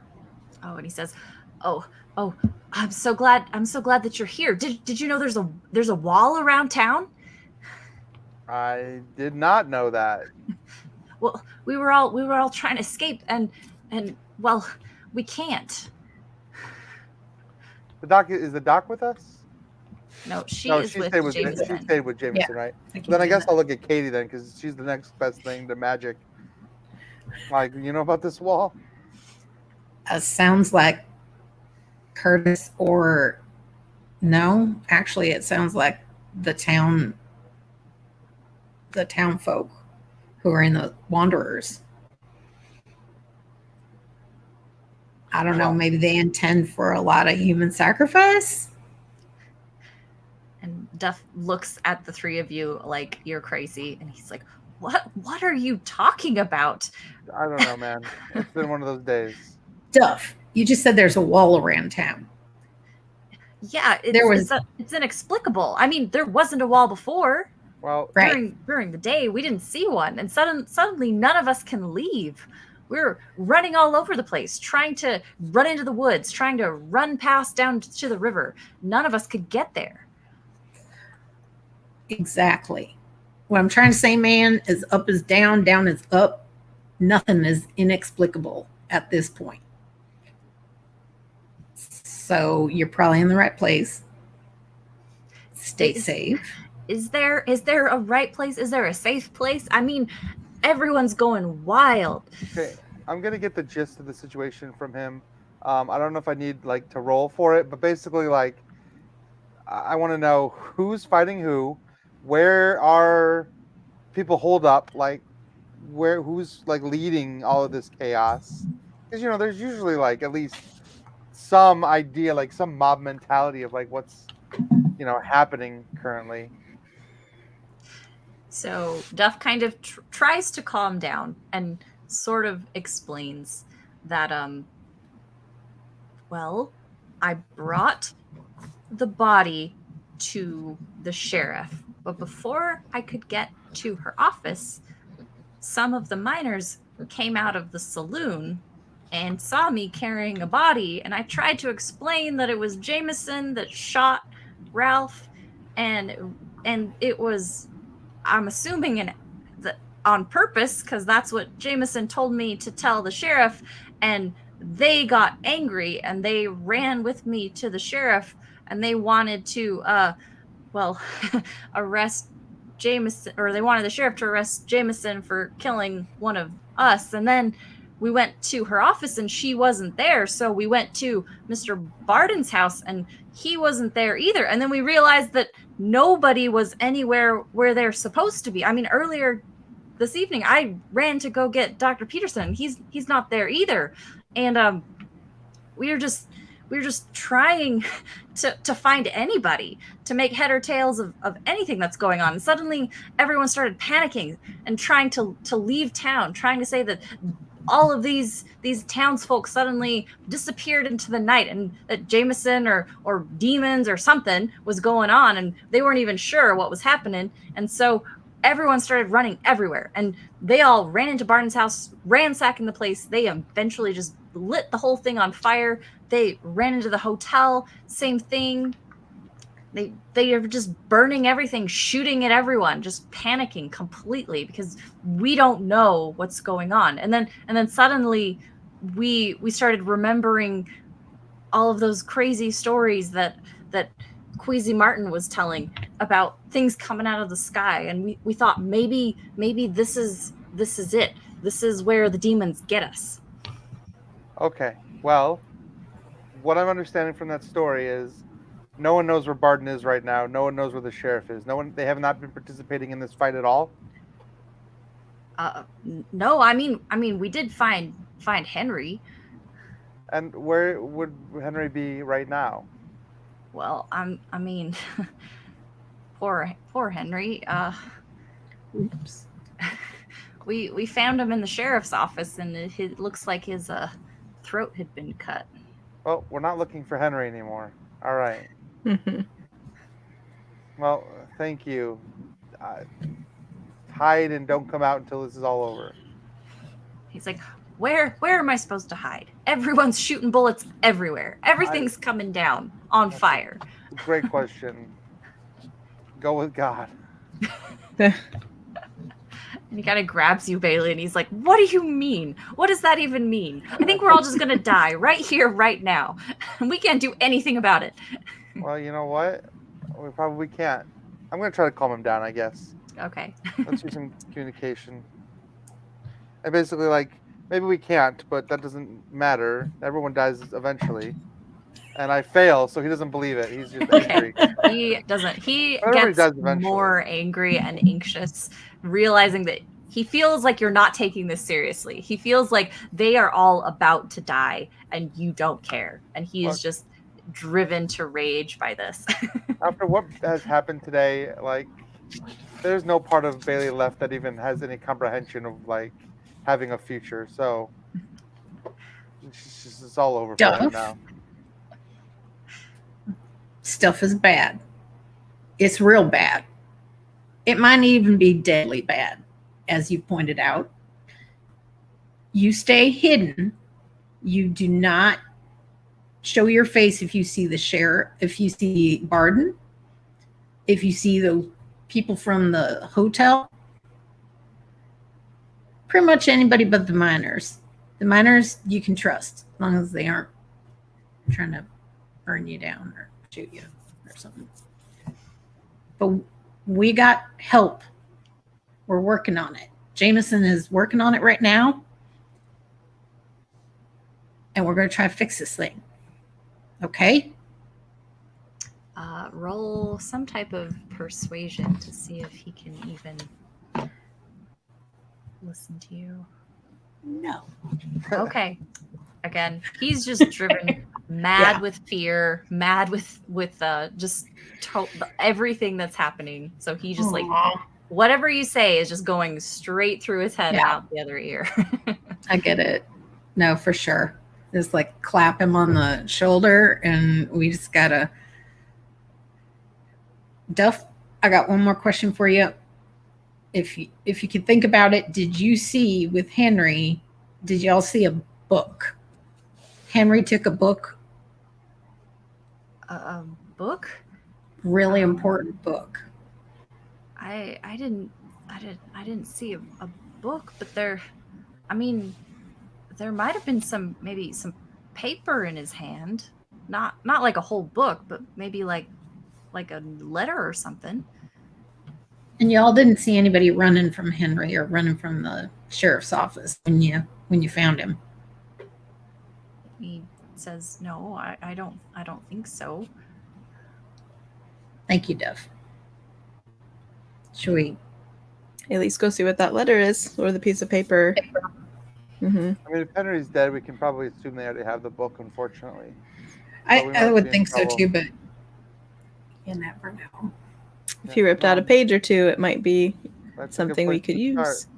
Yeah, and if we could tell, I don't know, we might be able to tell something from the body, Mm-hmm. the whereabouts of whoever's got that book. Yeah. Okay. So head to the jail, Yep, All right. sheriff's office. So you head to the sheriff's office.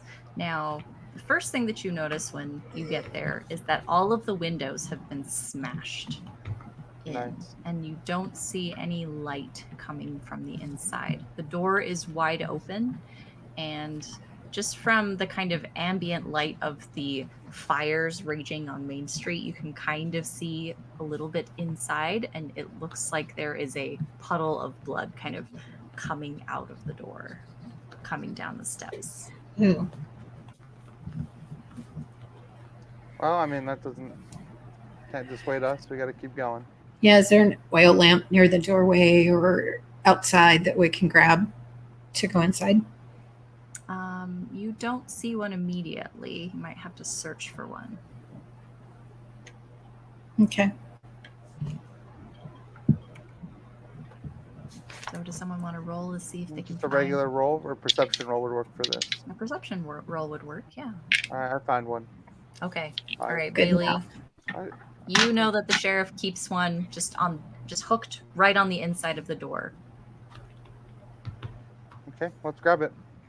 Shine the light. And I'll have my gun out ready to go if Yeah. I need it. Okay.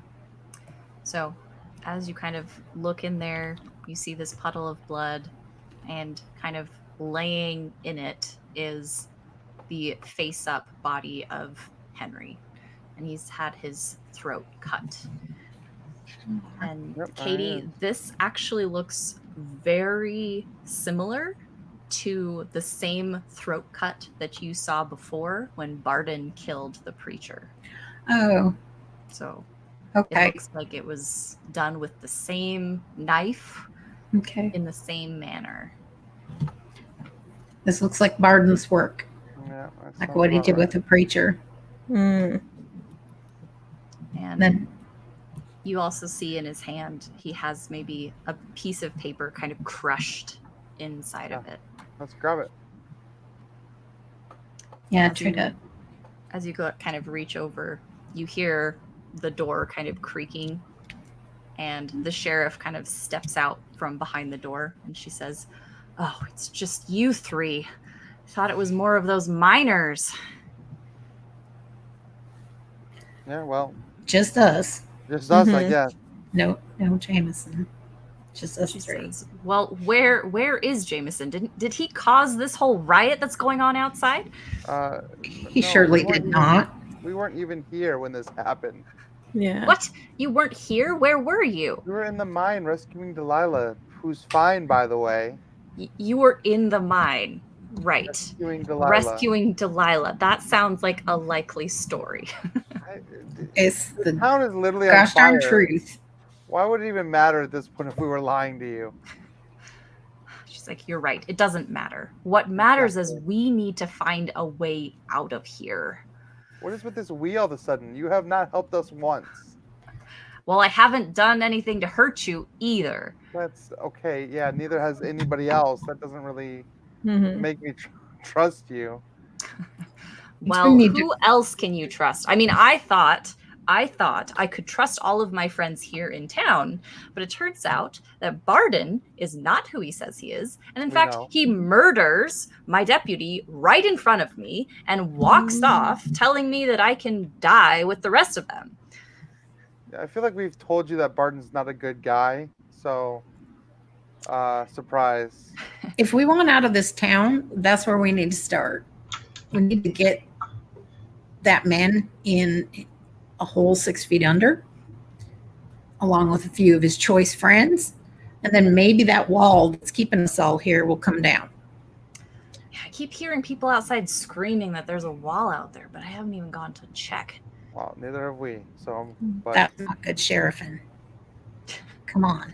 When Let's- Barden was here, did you see a book? Because Henry had a book. Did you see like Barden take a book or anything like that? Yeah, I mean, Henry,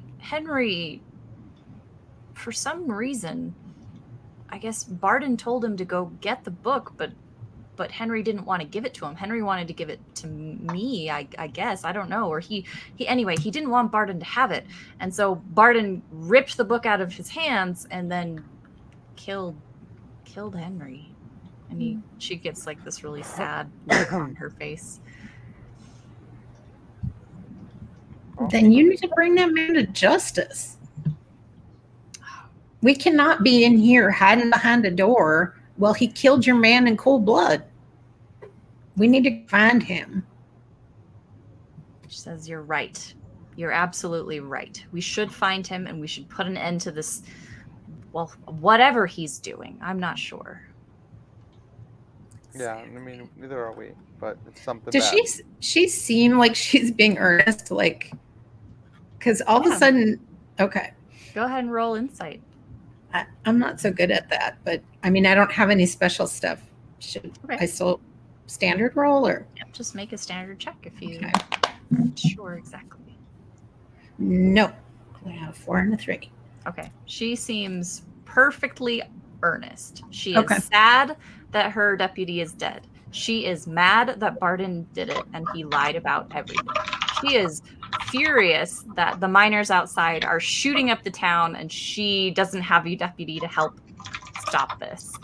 And she's also very confused because she doesn't know what to do. Okay. Ooh, can I try to convince her to make me her new deputy? Sure. That seems like something that Bailey would do. That does, doesn't it? Like, That's I see there's a super cool. need here, and 643. Awesome. You can kind of see it. Okay. Got it.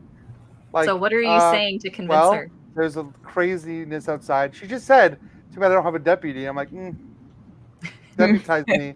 Let's go. I'll follow your lead. Let's calm this riot. And she kind of eyes you and she says, Yeah, I'm. you know how to sincere. shoot a gun? Yeah, yes, I do. You're gonna need a gun first. Okay, so she kind of goes behind her, goes to the gun locker in the corner. She pulls one out, hands it to you. Yeah, I'm gonna find a little deputy badge to put on too.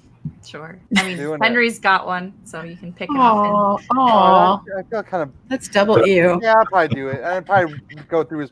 I mean, if I'm being honest, I'm going through. His You're gonna pockets loot the too. body? I mean, that's just Henry doesn't need it anymore.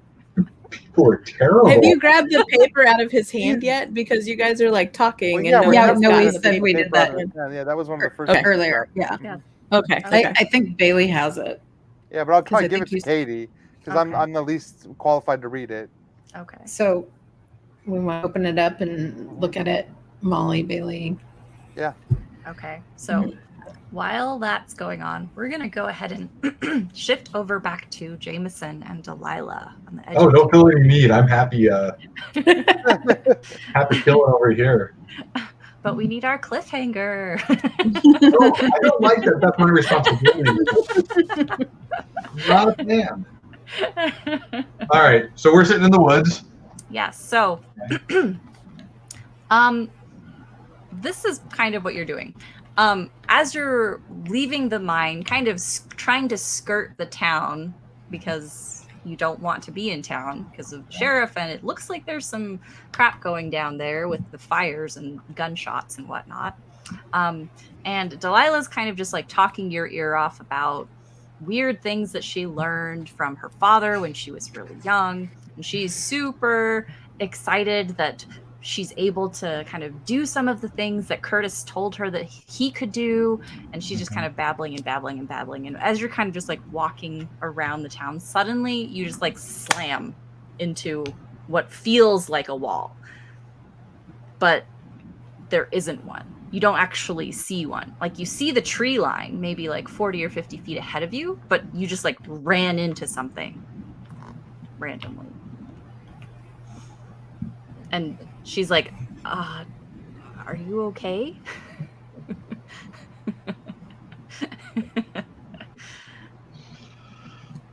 I'm Now- fine. You okay, Doc? She says, I'm okay. I mean, I was just following you and suddenly you just stopped. Yeah, there appears to be some sort of invisible wall. Invisible wall. And she kind of like puts her hand out and it does stop. You got one of them fancified doors and get through this thing? And she kind of like knocks on it. She says, I mean, I could try. I don't know what this is. And she kind of like looks up into the sky because she's like trying to see how high up it goes. And as she's like reaching up, it's like higher than she can reach. And so she's just kind of like jumping on her tippy toes and saying like, this goes all the way up. Look, you're taller than me. Can you reach the top of this thing? And your hand just kind of goes as far as it will go, and you still can't feel an edge or anything like that. That tracks. And she says, "Well, I mean, it might be that there's some type of doorway open, and we're just running into the edge of it." She says, "Well, I'll try. I'll try to open a doorway through it." And she starts kind of mumbling and talking to herself, and Jameson. As she's doing this, you notice that, right, the wall probably goes all the way up, and you look down on the ground, and you actually notice that there is a bone right in front of you on the ground. And as you look kind of in one direction, you realize that next to the bone, maybe about 6 or 7 inches, there is a foot. And then kind of past that, there is maybe what appears to be like part of a hand. And you look the other direction and you're noticing that there's just a line of body parts just making a huge circle in both directions. And it seems like this huge circle is kind of walled around the town. And right along that line of body parts is where this wall is. Like somebody was killing stuff as part of a ritual systematically. Yep, and just dropping pieces of miners. Some of them very fresh, some of them very old. Some of the pieces look like they're years old. Hey, Doc? And she kind of looks at you and says, yes. I'll point at the bones and kind of... And she kind of like gasps and she's like, oh my goodness. What is that? Looks like somebody was leaving him here. Would you happen to have any insight into why? She says, I have no idea. It must be something that was outlined in that other book. It's always the other book. What I'm hearing is we got to go get the other book, I guess. I don't know. I mean, That doesn't really sound like a thing I want to do. yeah. I mean, didn't the others go try to get that book? Sure. So our plan is we can stand here by the magic wall we can't see amidst all the bones and hope we don't get found, or we go regroup with people with trust and try to solve some problems.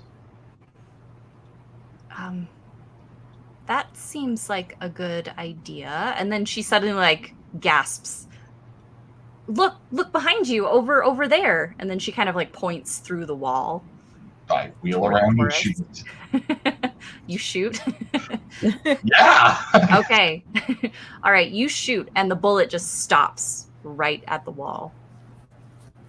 It doesn't fall or anything. It just kind of stays there. That's exciting. But in the direction that she's pointing, you can kind of see someone beyond the wall, kind of just laying there on the ground in the snow. And as you kind of study the shape, you realize that it is actually the shape of Mr. Riggs, who is the kind of the general store proprietor. And he's laying just outside of, on the other side of this wall, kind of spread eagle in the snow. Okay. And he's got what appears to be like a glowing green set of spikes stabbing through both his hands and his feet. Cool. That's great. And we're gonna end there. We lost Jameson. Thanks, I hate it. Yep. You're welcome. Huh. Okay. Mm-hmm. Yeah. Awesome. I liked it when the focus wasn't on what I was doing. That was fun. It was gonna be whoever went to the edge of town. So I'm glad it was. I'm Yeah. glad somebody decided to do that. See, you're glad. But I would not describe my current feelings as glad. Well, I'm sorry. I don't feel like you are.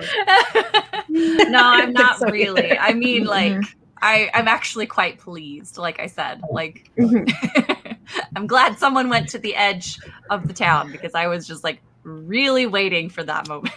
Yeah. Well, that was a heck of an episode. Yes. Yes. I have lots of unpleasant feelings right now. I'm Yeah. sorry. I mean, maybe we should, take a 10-minute awesome. after show to talk about puppies and stuff to kind Yes. of clear the air.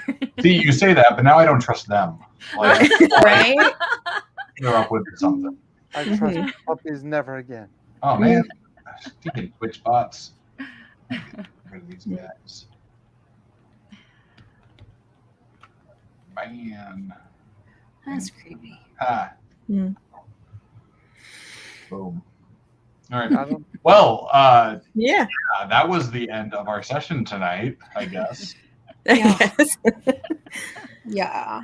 I guess. I don't even know. That was pretty awesome. Yes. It was creepy, but awesome. Round of applause. That was a great. Yes. Yeah. That was I'm good. glad you Yes. guys liked it, even if you're Yeah. feeling a little creeped out.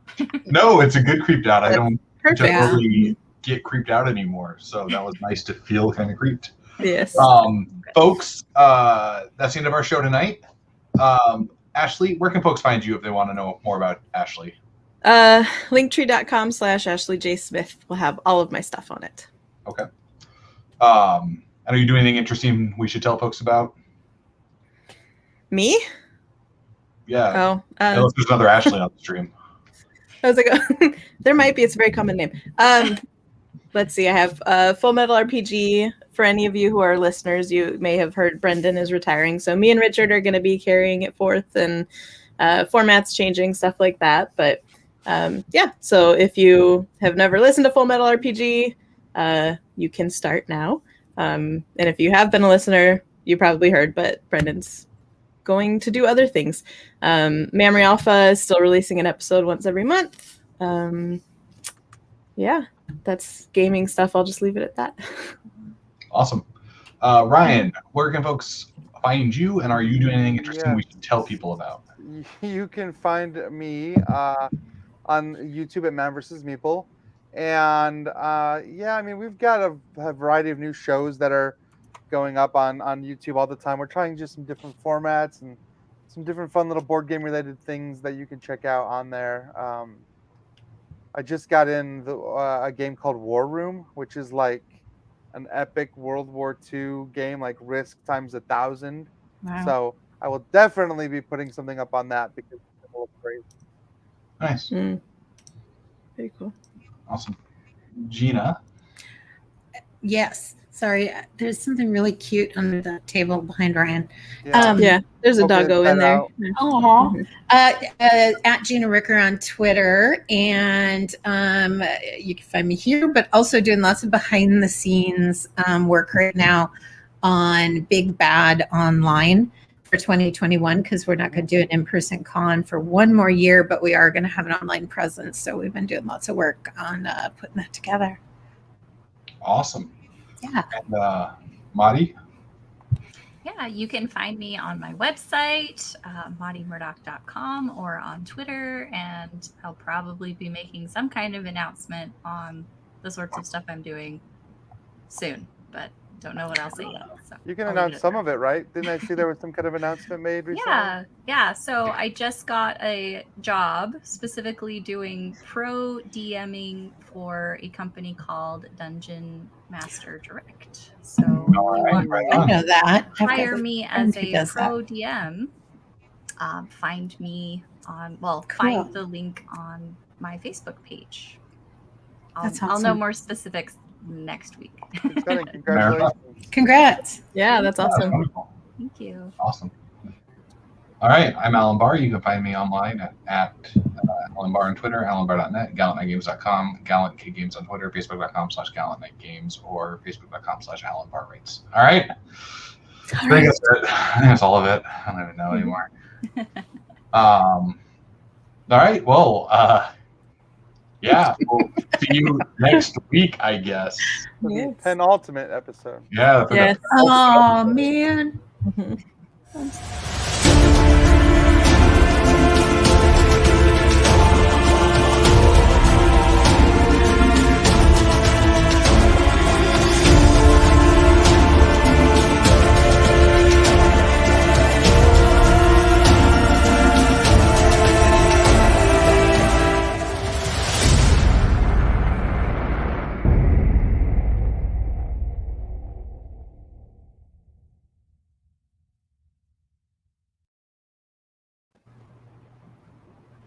That's just never going to get old. It's too cool. I know, I love it.